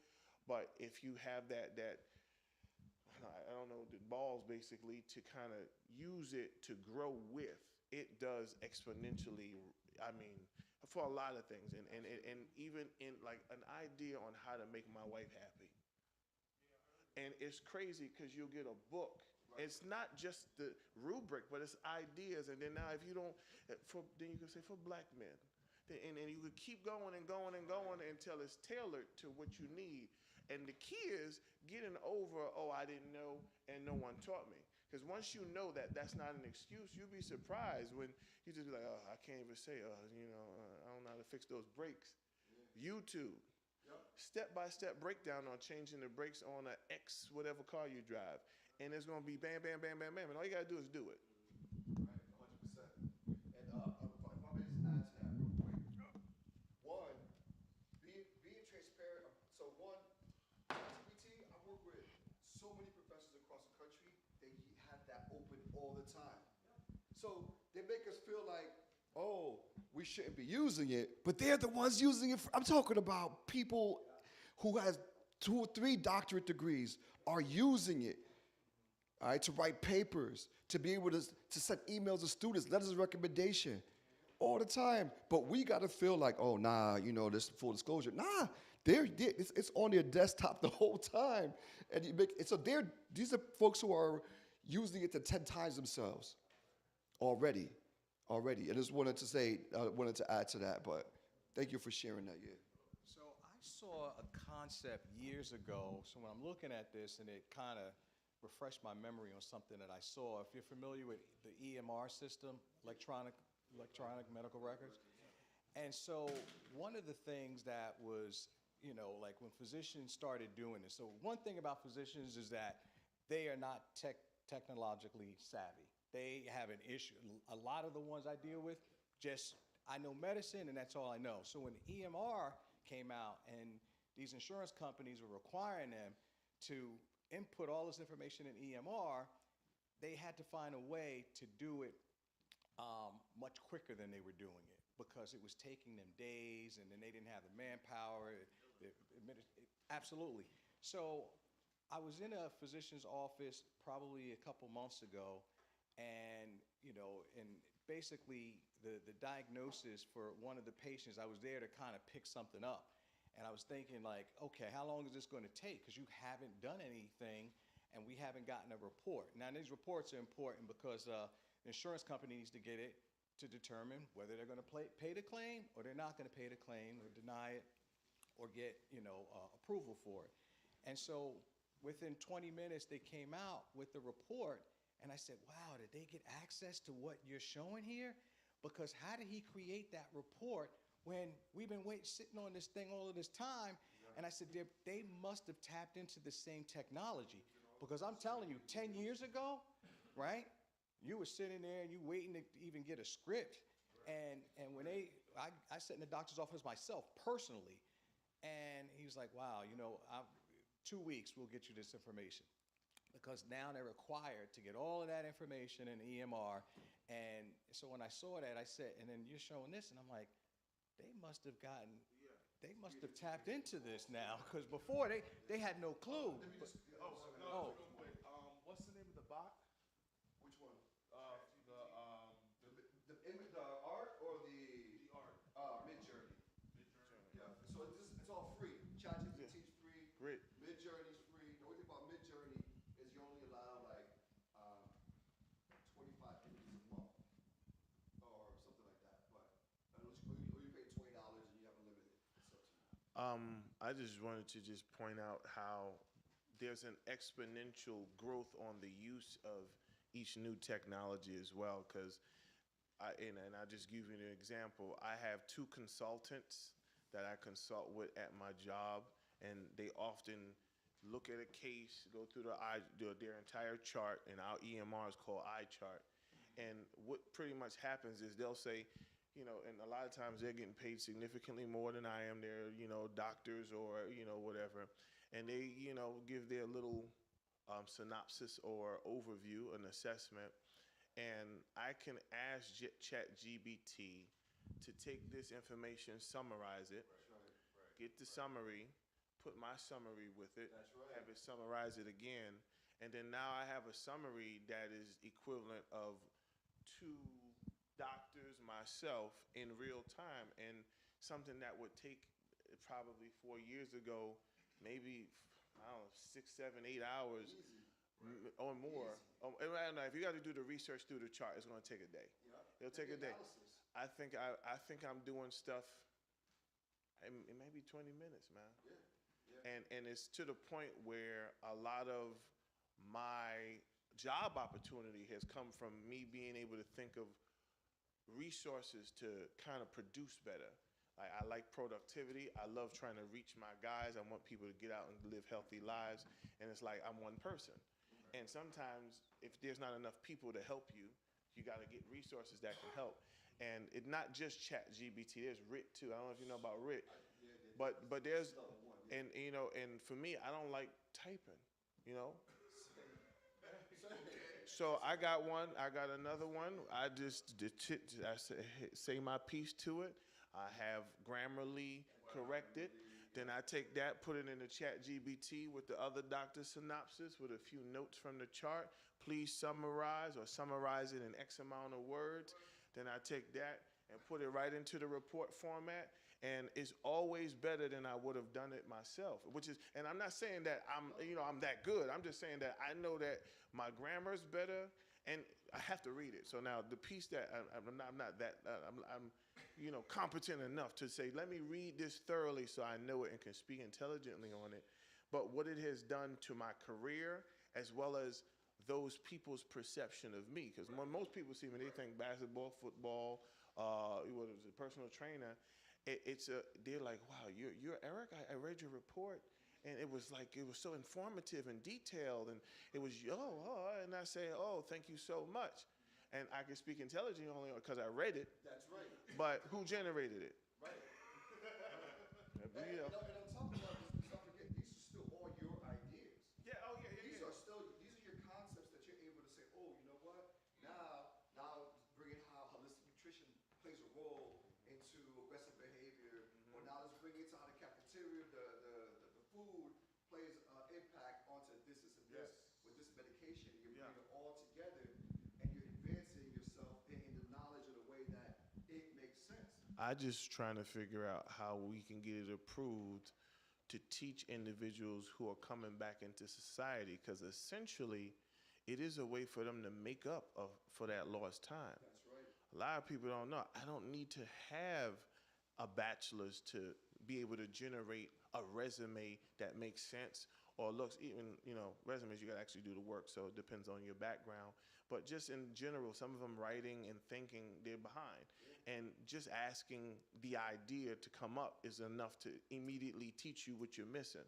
So the applications of this are kind of endless, and I think this is just dope. This is because I don't even know if you guys get how far it could go. If you got kids, I know my littlest one, which is 5 months, I already am gearing up to get all of those little homeschooling things where all the technologies and stuff can be for kids. Because I think they have a program that does this type of wild stuff. I forgot the name of it, but even the kid stuff that it kind of teaches the kid to be bold enough to ask any question and just be creative, and then it does it with them. So now the kid can see what they can generate just with their, remember imagination? Remember that concept? Remember that? It kind of helps to bring it, let you play with it and bring it to reality. So it is doper than I don't even know if I can express. But Go right ahead. So I'm actually gonna put a prompt in here because I really want to go into what you said, and then we'll close out at least this section. So I'm gonna put a prompt in here about something. All right. So we spoke to Reggie Miller earlier, right?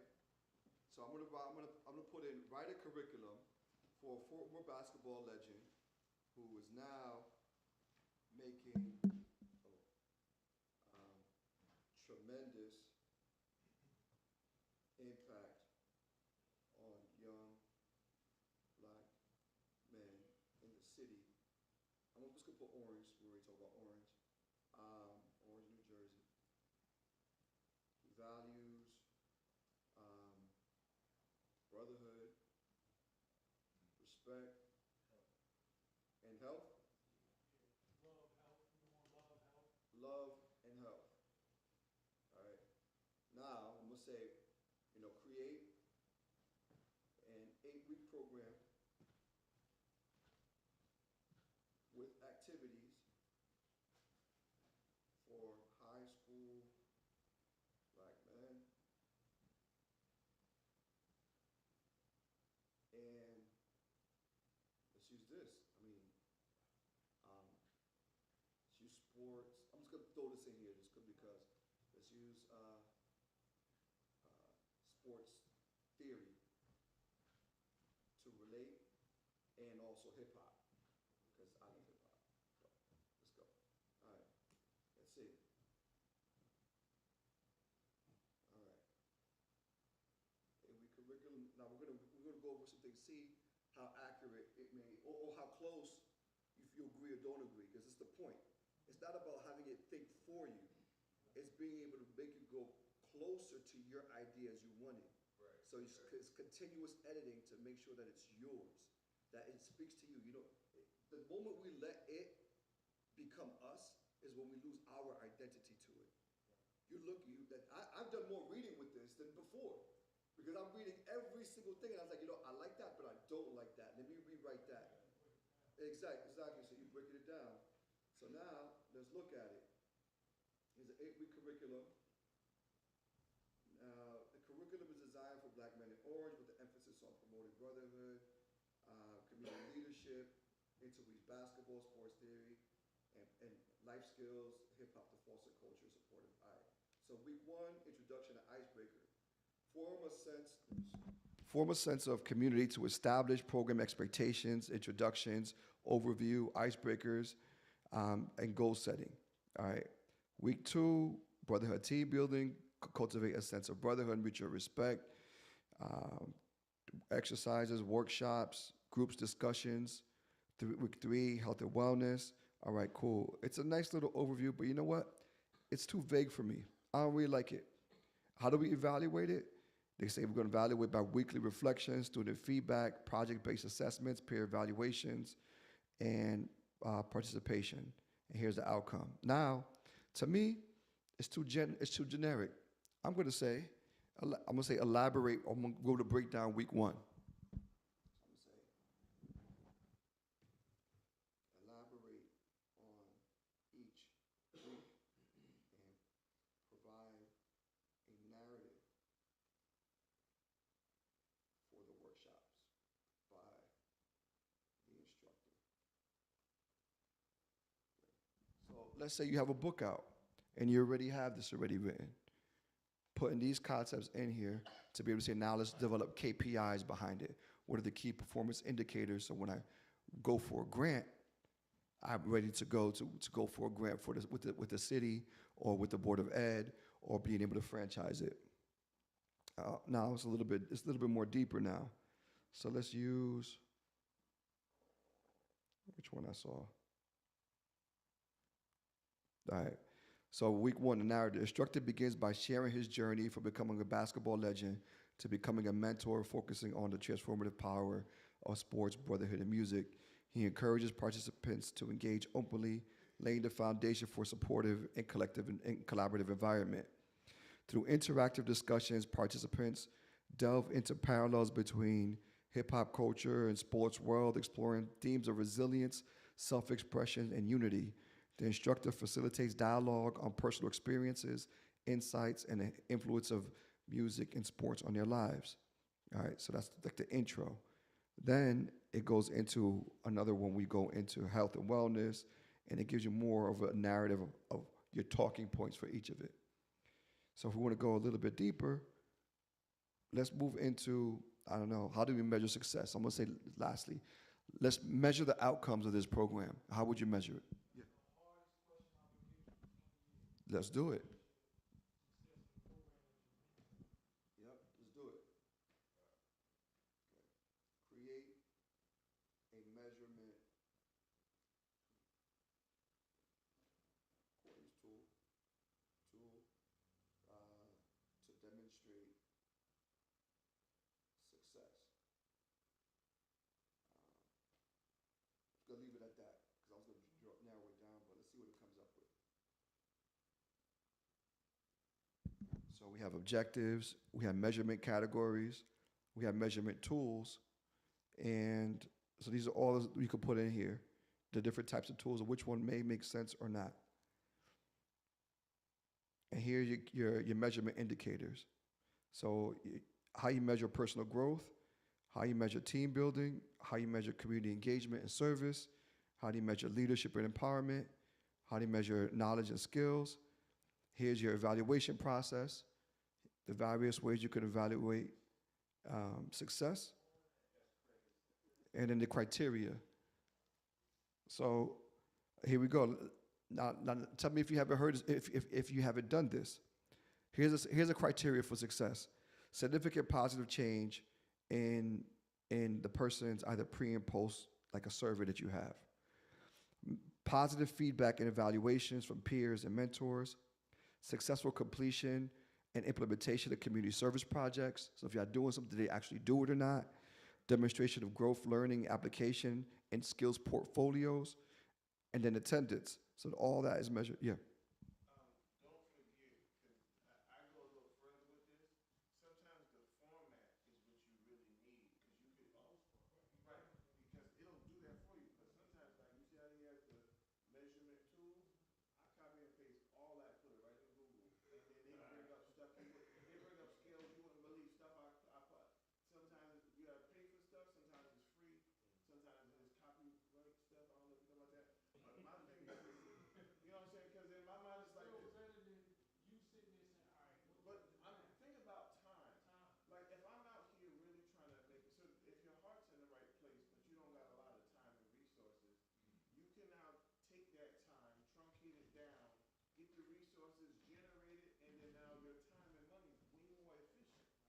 And when you talk about outcomes, I know a lot of funding sources want to see measurable Mm-hmm. things. And the key, because I'm saying, I guess a better way of putting what I'm saying is practice using it, because you start to learn how to ask the question. That's right. And how to process what it gives out. Because I'll let it do its whole thing, and then I'll actually print it out, save it to Word, and then I'll just go through it each day and copy and paste it into Google. Oh, look at this, a PDF for it'll be a pre or post test, because that's part of what it was talking about. Like something you give your people in the beginning and what you give them in the end. Mm-hmm. That's a measurement tool to see here's what you knew in the beginning, here's what What you you know learned now. towards the end. So now if you're measuring these type of things, now, okay, well, hey, can you generate me a spreadsheet format to manage these measurements? That's right. Now I got that, I saved that, I just put that information as I collected from my program right in. Boom. Come money time, hey, look at all of this, and just wait. That's right. That's right.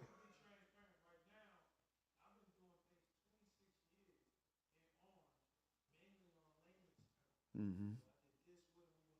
Yep. Yep.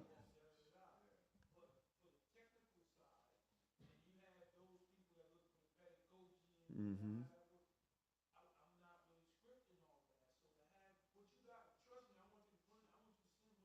Yeah, and we could sit down together and also like workshop this out. Like right now, I just created a table.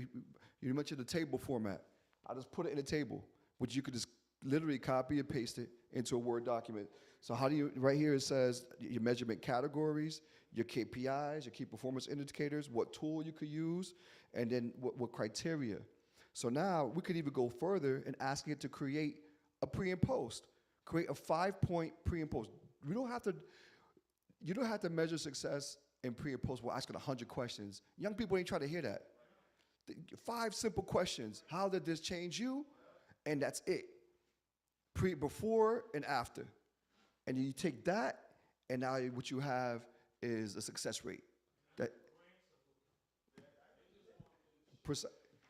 Yep. I just generate the data for the grant writer. A lot of times I don't have the time to go through 160 charts or whatever they claim to be significant, and then you get this information, and it's like I'm spending literally 6 weeks to get the report together. Literally, I promise you, I'm literally telling you what I'm actually doing. I'm not even giving you a potential. I'm telling you, like literally, I'm taking the information,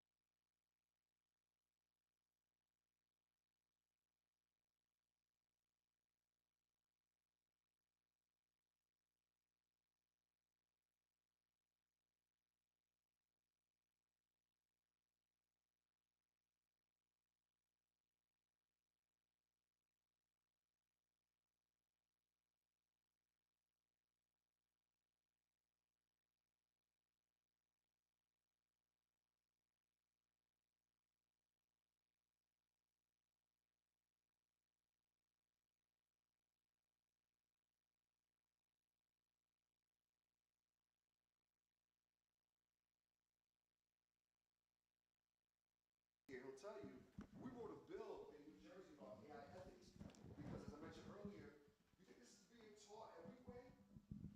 You think this is being taught in folks who are coming home? They don't care. So those individuals will have. Now this tool is old. I'm telling you, I'm sure you think it's already been around 4 or 5 years. We're late. No, I get it. This We're is the late. world now, so why not learn it? So it can help us. I'm just, it's like the point for that. I get it. This is the world. It's happening right now, regardless. Learn it, use it to our advantage. I'm thinking, the other perspective. That's what I mean.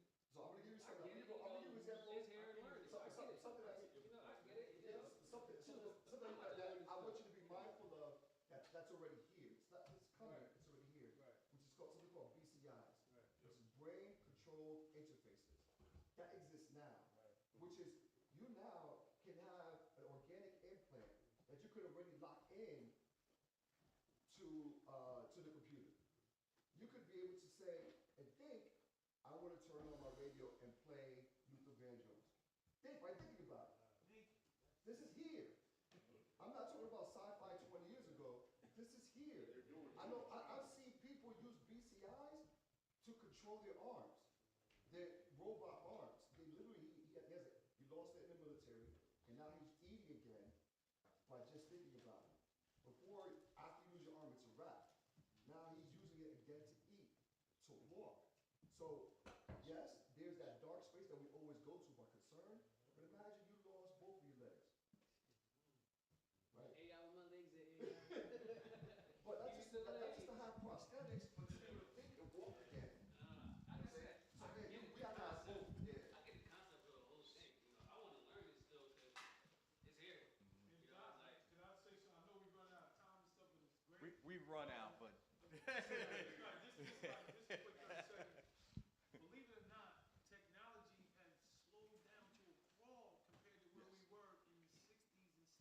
We were supposed to have flying, remember the Jetsons? All that stuff was man, you're taking it out of my mouth right now. That's slowed it down. exactly. So Yeah. if you a car and you had some Yes. you don't want to see electric cars, so they slowed down that whole industry. So we really going slower than we really could. We could have been so much further using clean energy, but industry took a hold of it. A huge hold of it. I mean, even the way how we fly now, and based on a couple airplanes were more comfortable in 1960s than they are today. All that they had was lounges. We could just sit around and all right, let's chill. Like TWA. Yeah, right.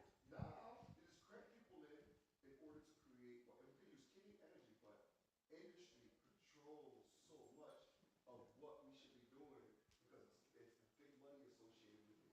And big money cares about us and how we make this practical. And They whether want we to catch keep up. things the same. So that's what I heard somebody talk about cancer. You got the cure for cancer, you're probably going to get killed. So they say, you got the cure for certain things, you're going to get killed. You get a car that run on water, your life is in danger. You got to get rid of you, bro. Exxon will get somebody to get your notebook and you. You got to get rid of both of them. Yes. Which is crazy, but it's sad. That's one ingredient, the whole nine. But, Doc, Wow. All right, so listen, I was just telling Rev, I said, it's not a period, it's a comma. This is definitely a comma because this, which means continuation. So I know Dr. Rios is talking to Reg right now, but we gotta have this on the Zoom because I learned a lot today, and it made me reflect on, and that's why I used the EMR as one of the things, and I didn't even know that it had to do with AI. I wasn't able to piece that together. I didn't understand how quickly that took place. So, Dr. Rios, whenever you have the opportunity, I mean, I have to get, well, through Evan. It'll be through Evan, obviously. But yeah, man, this right here was, I mean, it was like here for me, and then I brought it here because of an experience I had. If I didn't have that experience, it was only a concept that I heard about that I didn't use, didn't know it was taking place. But And I think we probably can all think about this concept and think about things that have happened and start piecing that puzzle together. So I thank you. Man, this was a great way to finish it up. It was awesome. And I'm looking forward to hearing more about it. So we will get a date on the calendar. I know it's going to be hard to get you on a calendar. And I say that because if y'all are familiar with TED Talks, yep, we got Dr. Rios, who has, and that's one of the things any of y'all have ever come on to Brothership. That's one of the things that we've incorporated with Brothership is being able to not necessarily dissect, but to have a fireside chat, to have a conversation about a TED Talk. And Brother Rich, he sends those to us so that we can have those open conversations. And I'm just glad that it was an added addition, because I never wanted Brothership to be one-dimensional. You know, it's about having multiple streams and being able to have different experiences. And so we're going to get an opportunity when Dr. Rios, when his TED Talk comes out, we're going to get an opportunity to have conversation about that as well. Also, is to say, I would love to support anybody who's also interested in doing it. Like, you should be on the TED Talk. I mean, like, you have 3 times. I've been saying that for years, but I don't know who to contact. You got me. Well, you got somebody. But see, let me explain to y'all. This is why we're here today. There's a multitude of reasons why we're here today. And being just the two of you connecting, all these other brothers that spoke and that came in, and Algernon, I pulled him to the side and said, I got to have you back. Yes.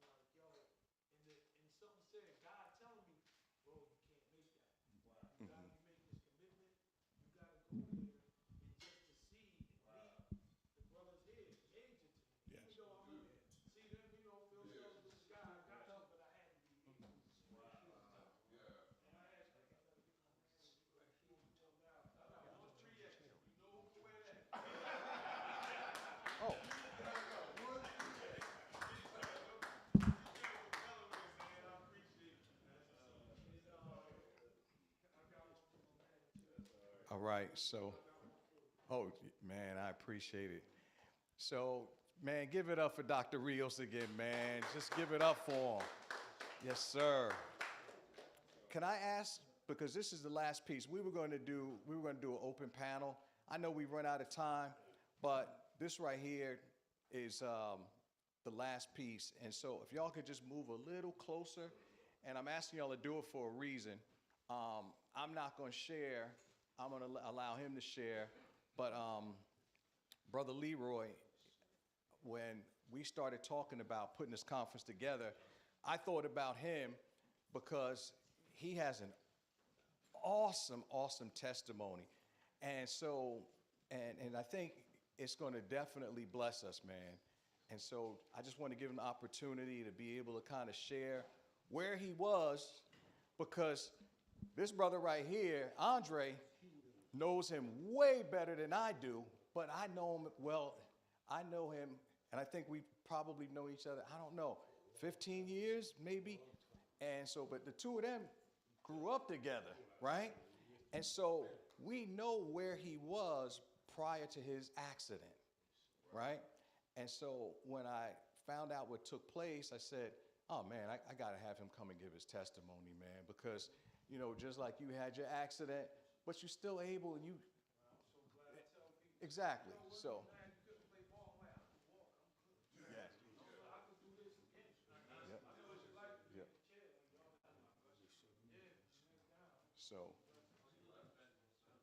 So if y'all got just a few minutes, we want, man, listen, I want you to be able to just give your testimony. I don't want you to rush through it.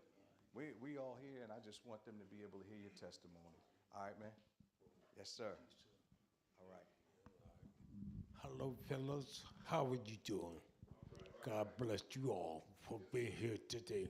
As you bet your way through, only what you do for God will we reward it. You are blessed. Just like the brothers say, we all are blessed. Let me tell you, my testimony is that I believe in God. He brought me through. Without him, I wouldn't be here today. And I give him all the praise and all the honor.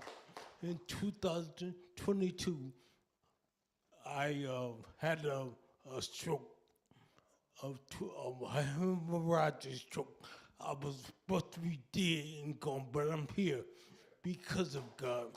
So I'm here to tell you now, brothers, whatever you do, no matter what whether you make money or you just be a bunch to your family and love your family and love God. As black men, it is important. I mean, it's very important that you be a leader and you love God and have love with your heart for each other. We all fall short of the glory and the mark. All right, we are not Jesus, and we are human beings, and we gonna make mistakes. But you believe in God, trust in Him, and you will come through. All right, just trust in Him with all your heart. Now, your thought pattern, you just give it. The brother came before to say, release it. Your anger and everything, and give it to God. I will give it to in your mind. But your thoughts, you have to think away. If hold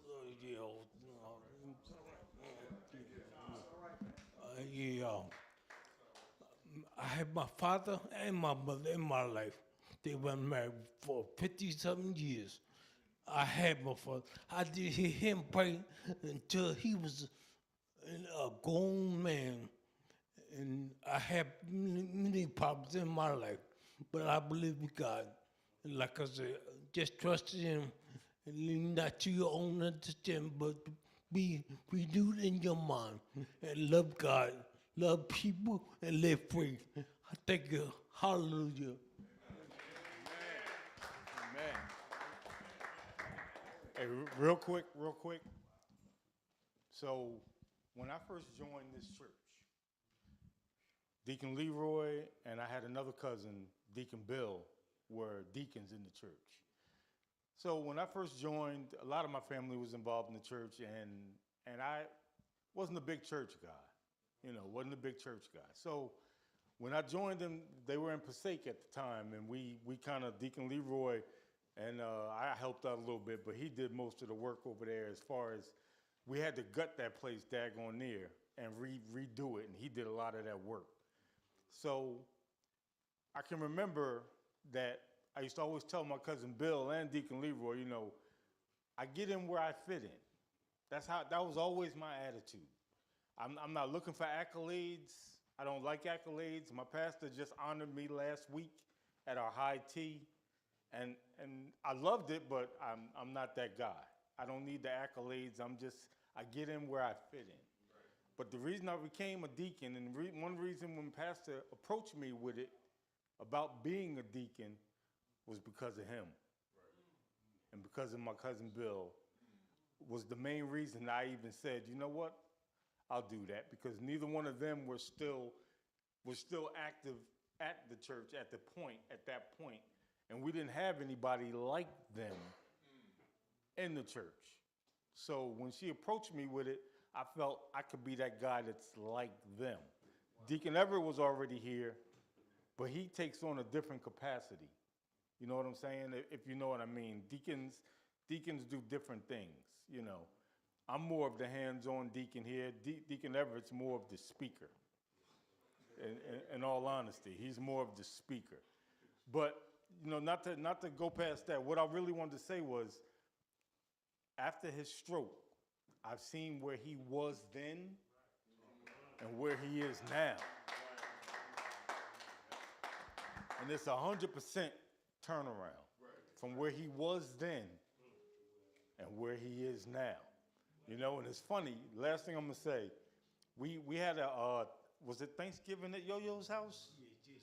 It was Thanksgiving at one of my cousin's houses a few years ago. She lives down in Palmyra, New Jersey. And I remember when I got there, I hadn't seen him in a while. So when I got there, he was there. He was sitting down, you know, and I saw him and I went up, gave him a hug. Dad, love you, brother. Good to see you. Da da da da da. A little while after being there, some music came on, and he got up and started dancing. And I hadn't seen him move. You know what I'm saying? So for me, the turnaround from in his life, what God is doing for him, it speaks volumes. It speaks volumes what God is doing for him. So for me, it was just, he was here, and when I saw him pull up, I made sure to go out there and greet him and everything, but he don't need the help that much no more. You know what I mean? He's moving around, he's doing what he wants to do, and I love that. So I just wanted to say that real quick.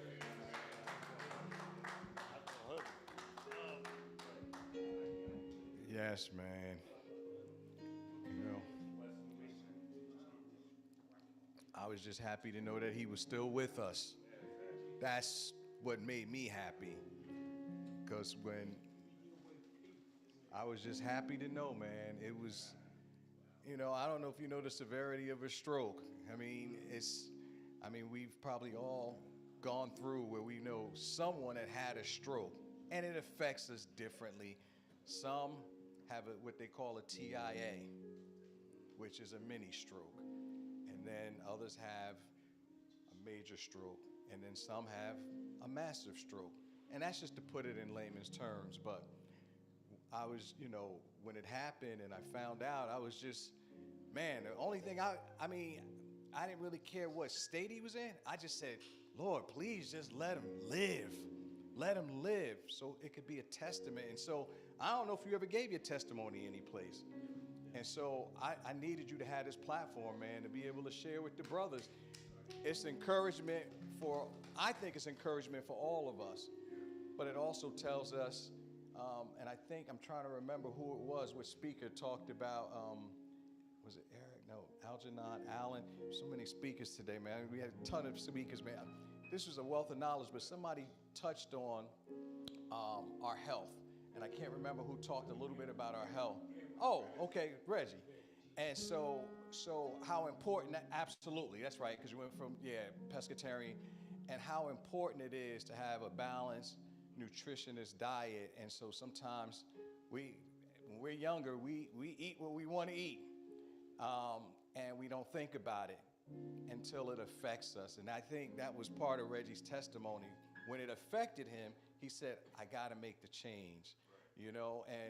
And so I don't know what your diet was. I don't even care what it was. I'm just happy that you're here with us, you know, and that's what's important. So in any case, I want to thank everybody that came out, because we had the speakers, man. All of the speakers were super awesome, man. I mean, when I say they superseded what I expected, I knew that we had some heavy hitters on this panel today. And so I didn't know I would say, well, out of what do we have, 6? Out of the 6, I had always heard about Dr. Rios. I knew that he was my son's mentor. I was really looking forward to meeting you. The other brothers, Algernon and Allen, I had heard a little bit about them. Didn't really know them, but I trust my son. I trust his judgment because, listen, he teaches me every day, man. I sit there and I'm scratching my head like, well, how does that go again? Because my brain is not functioning the same way his is. His is going a mile a minute. He's over here. He's over there. And I said, dude, you're doing too much. You got too much on your plate.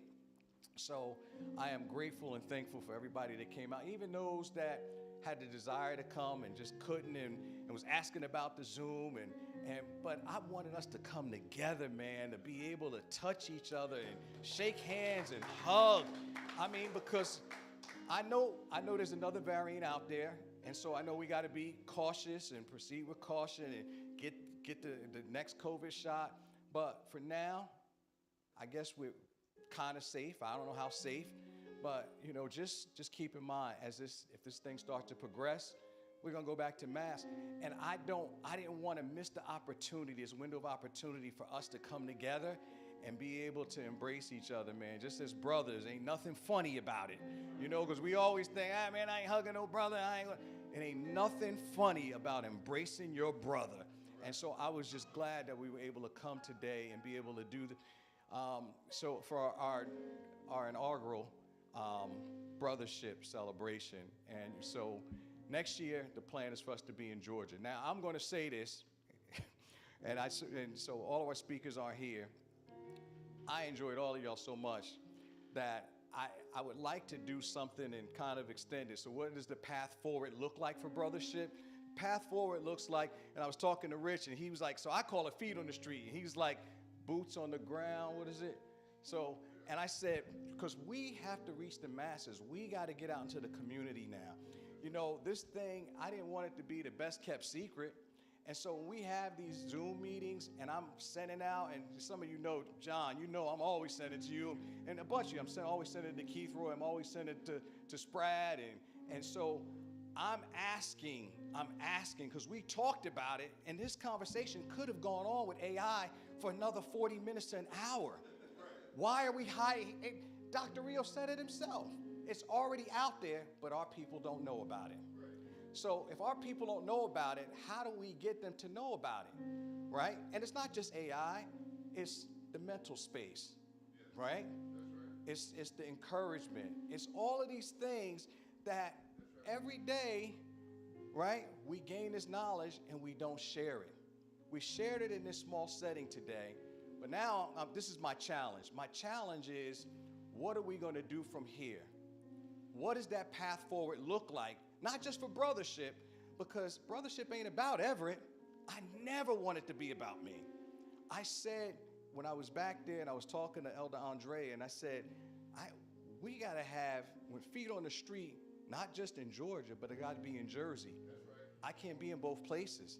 So I said, I need a place, so I need somebody to kind of take the baton here in Jersey and say, I'm going to push this thing, I'm going to move the needle on this thing in New Jersey as well, so we can collaborate and we come together, right? We come together and we can be able to share the information that we've gotten from Dr. Rios, from Eric Lowry, from Reggie Miller, from Brother Allen, from Brother Algernon. And so to me, I feel like, and some of you that haven't shared today, John Johnson, you share stuff, and we talk about real estate. Some people have never purchased. Some people don't have a desire to purchase, don't even know the process. I've been through the process 3 times. The first time, you're talking about, I was nervous, I was scared. I said, I'm signing my life away, and I don't even know what I'm doing. Second time, I was with my chest out, because I was like, hey, I did this before. You know, and I had directives from people that, you know, because one thing about me is when I don't know, I'm asking questions before I go in. So that way I'm better prepared. And so that's what we did that in school all of our lives. So all we got to do is bring that back to our memory and get an understanding from those that have better knowledge about things than we do. So we need you, brother, because some of these brothers, you know, and I'm going to say, because you're the youngest one in the room, Quay never owned a home. He needs for you to show him that process and be able to walk him step by step through it so that he gets the knowledge and he's not cheated. He doesn't make a mistake. You know, he's not upside down on his mortgage. You know, his mortgage doesn't go in default, because when your mortgage goes in default, it's not like buying a car and you say, I can recover in 2 or 3 years. It'll probably take 10 years, 15 years. And I'm just, you know, we can go on and on. So this is my challenge for everybody that's here, is for us to be able to create and continue to create the space to be able to share the information that was shared today and other information, because Dr. Rios, what you shared today, that's just a small piece of what you know. Man, I heard so many great things about you. That's just a small piece of what you know. And so we need you to be able to share to these brothers, you talked about your upbringing, and so, and I know you're not hiding it, but I'm saying this. We can't hide those things. It's time for us to get feet on the street, boots on the ground, step forward, be bold about it, and say, what does it say? Reach one, teach one, pull somebody in. And I'm saying, this is not me just saying about brothership, because I wanted to go further than brothership, but let's start there. Let's start there so we can start pulling these young men in. Brother Kenny was talking about his son and his son-in-law. He said they should have been here. Well, I can think like 20 people that should have been here. And so, but while we're waiting for year number 2 conference, those Zoom meetings are important. They're important. And I'm going to continue, but I need your help. I need Eric to say, hey man, listen, I got some new information. Can you go and put a date on the calendar so I can come and share with the brothers? I need Reggie to tell me the same thing. I need Dr. Rios. I need all of those brothers. I need y'all, all y'all, right? Because it ain't about us being shy. The only time I kind of get a little nervous is when women are around. Because I'm like, I don't want to make a mistake around a woman. I don't care if I make a mistake around fellas. I don't care if I misspeak right now. I don't care. Because y'all fellas, But this is, as Pastor Chris says, it's a safe place. It's a place for us to unwind. It's a place for us to learn. And what do they say? The only stupid question is the question that's never asked. Ask every single question on those calls, but that's my challenge. And so I'm going to be reaching out to you in the coming weeks, coming months, and just so I can see, hey, listen, what can we do? What can I do to help you?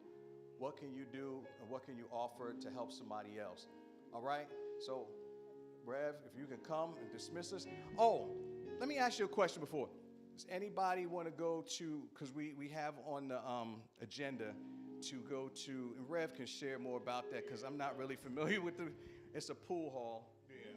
But I just want to get a show of hands so we can figure out if, I know it's kind of late and it's rainy, you might want to leave, but. It's late, it's rainy. This was an eye-opening experience, a brothership talk, if you will.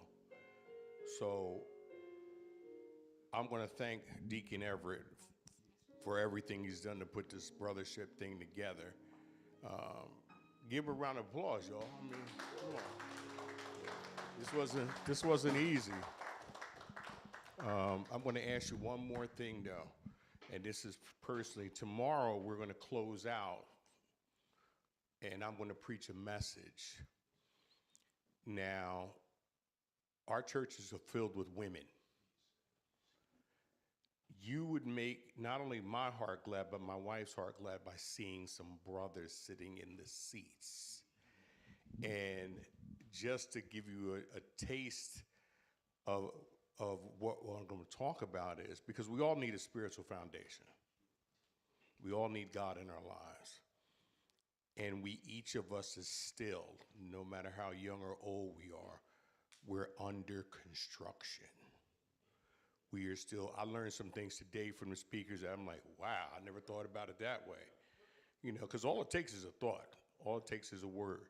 I mean, Reggie, listening to you, I played for the pony team with Harry James. I bartended at Sir Richard's. Yeah, I funeralized Crefton Hannibal. My aunt, Gladys Smith, was the head nurse at Orange High School. So we have 6 degrees of separation all around here. I need to talk to you about housing because me and my wife might want to move to South Carolina. I don't know.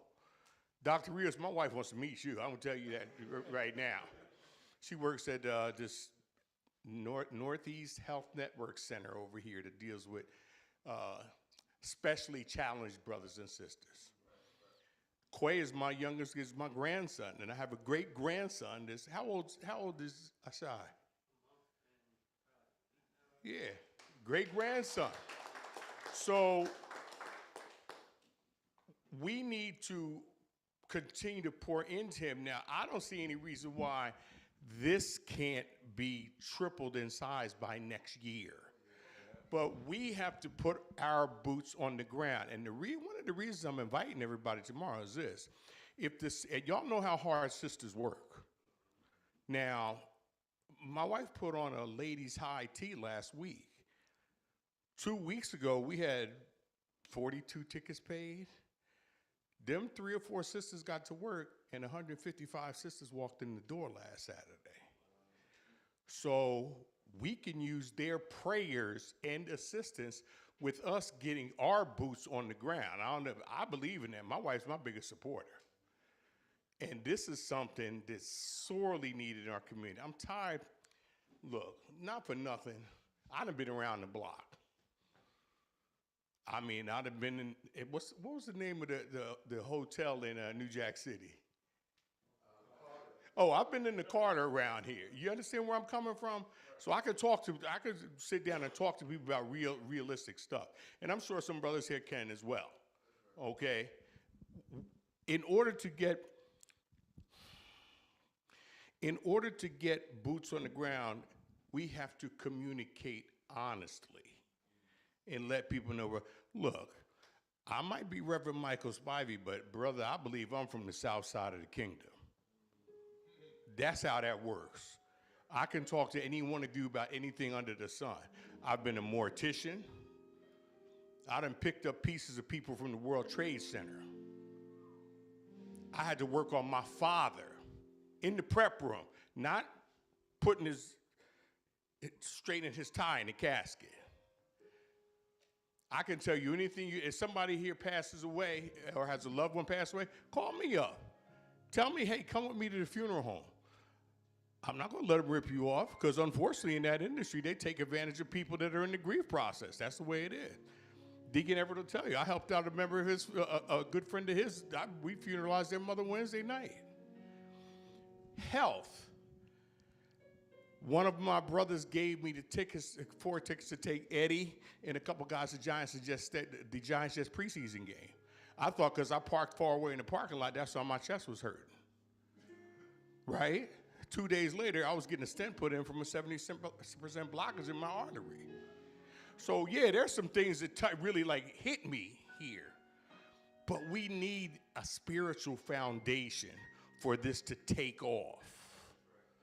I'm not here proselytizing and telling anybody, no, come here and join. No, that's not what your relationship with God is. Your relationship with God. That's what your relationship is. But I can tell you from my experience, and he can tell you from his experience, and he can tell you from his experience what that spiritual foundation can do for your life. When we leave here on 1041 Main Avenue, what is the address? Clifton Billiards on Main Avenue in Passaic. If you want to go shoot some pool, we're going. I'll be honest with you, I may or may not go because I got to finish this message for tomorrow. What? 1158. It's near a club. I went there last night to check it out. A lot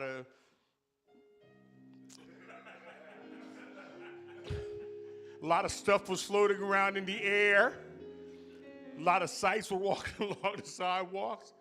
But it's a really big pool hall. It's a nice pool hall once you get inside. But that's up to you to fellowship.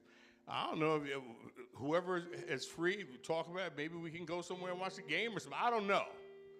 All I know is I would love to see some of you brothers back here tomorrow. And please, each one pray for each one. You presenters, my heart's off to all y'all. I mean, you have no idea. Because whether y'all realize it or not, y'all gave me about a semester's worth of seminary preaching today. Amen. Let's bow our head. Does anybody have anything to say? Will you send out a directory of contact info for all the speakers? Absolutely. Excellent. Excellent. That was one of the things that we talked about because I never really had anybody's. I didn't have any email addresses. I've basically been sending information out via text. So, I mean, do all of us check our email? We all check the text messages. So that's why it was easy to, but we will definitely get that out so that everyone can have. But what I will do is I will check to make sure it's okay. Because, you know, some people are like, I don't want people having my personal information. So I will make sure I clear it with everyone before sharing your information. All right, is that okay? all right? Especially the speakers, because they're like, wait a second, don't give my information out. But yes, yes. So as Rev said, I'm going to say 1 hour. Rev he's not long-winded. 10:30 to 11:30. Come, so we can close this out the right way before next year. You know, so let's close it out the right way. 1 hour, 10:30 to 11:30, right here, same location. 10:45. 10:45. Trust me, I watch football. I'm not gonna preach for an hour and a half. That's how that works. He's telling the truth. I'm telling you the truth. Yes, yes. I gotta be in front of the TV with the remote and the red zone. Yep. So, all right. Oh, last thing, and then I'm gonna let there's a ton of food over there. Please take some sandwiches with you. You know, you might want to snack on something. Take something, because we don't want that to go to waste. There's fish over there, and there's chips, there's water. Take a couple bottles of water, man. I always keep water in my car. So please help yourselves. We want to get rid of all of that. We're not trying to keep anything. All right? God bless you, fellas. Heavenly Father, thank you for this fellowship. Thank you for the fellowship of the brothership. We pray you continue to cover each and every one of us in the name of Jesus Christ. We bless you for our leadership and for the wonderful speakers that we had today. Protect us on our way to our several homes. Bring us back tomorrow so we can close up this first annual Brothership Weekend and pray in preparation for the next one in Georgia next year. Let us get our boots on the ground now. In Christ's name we pray, amen, and it is so. Amen.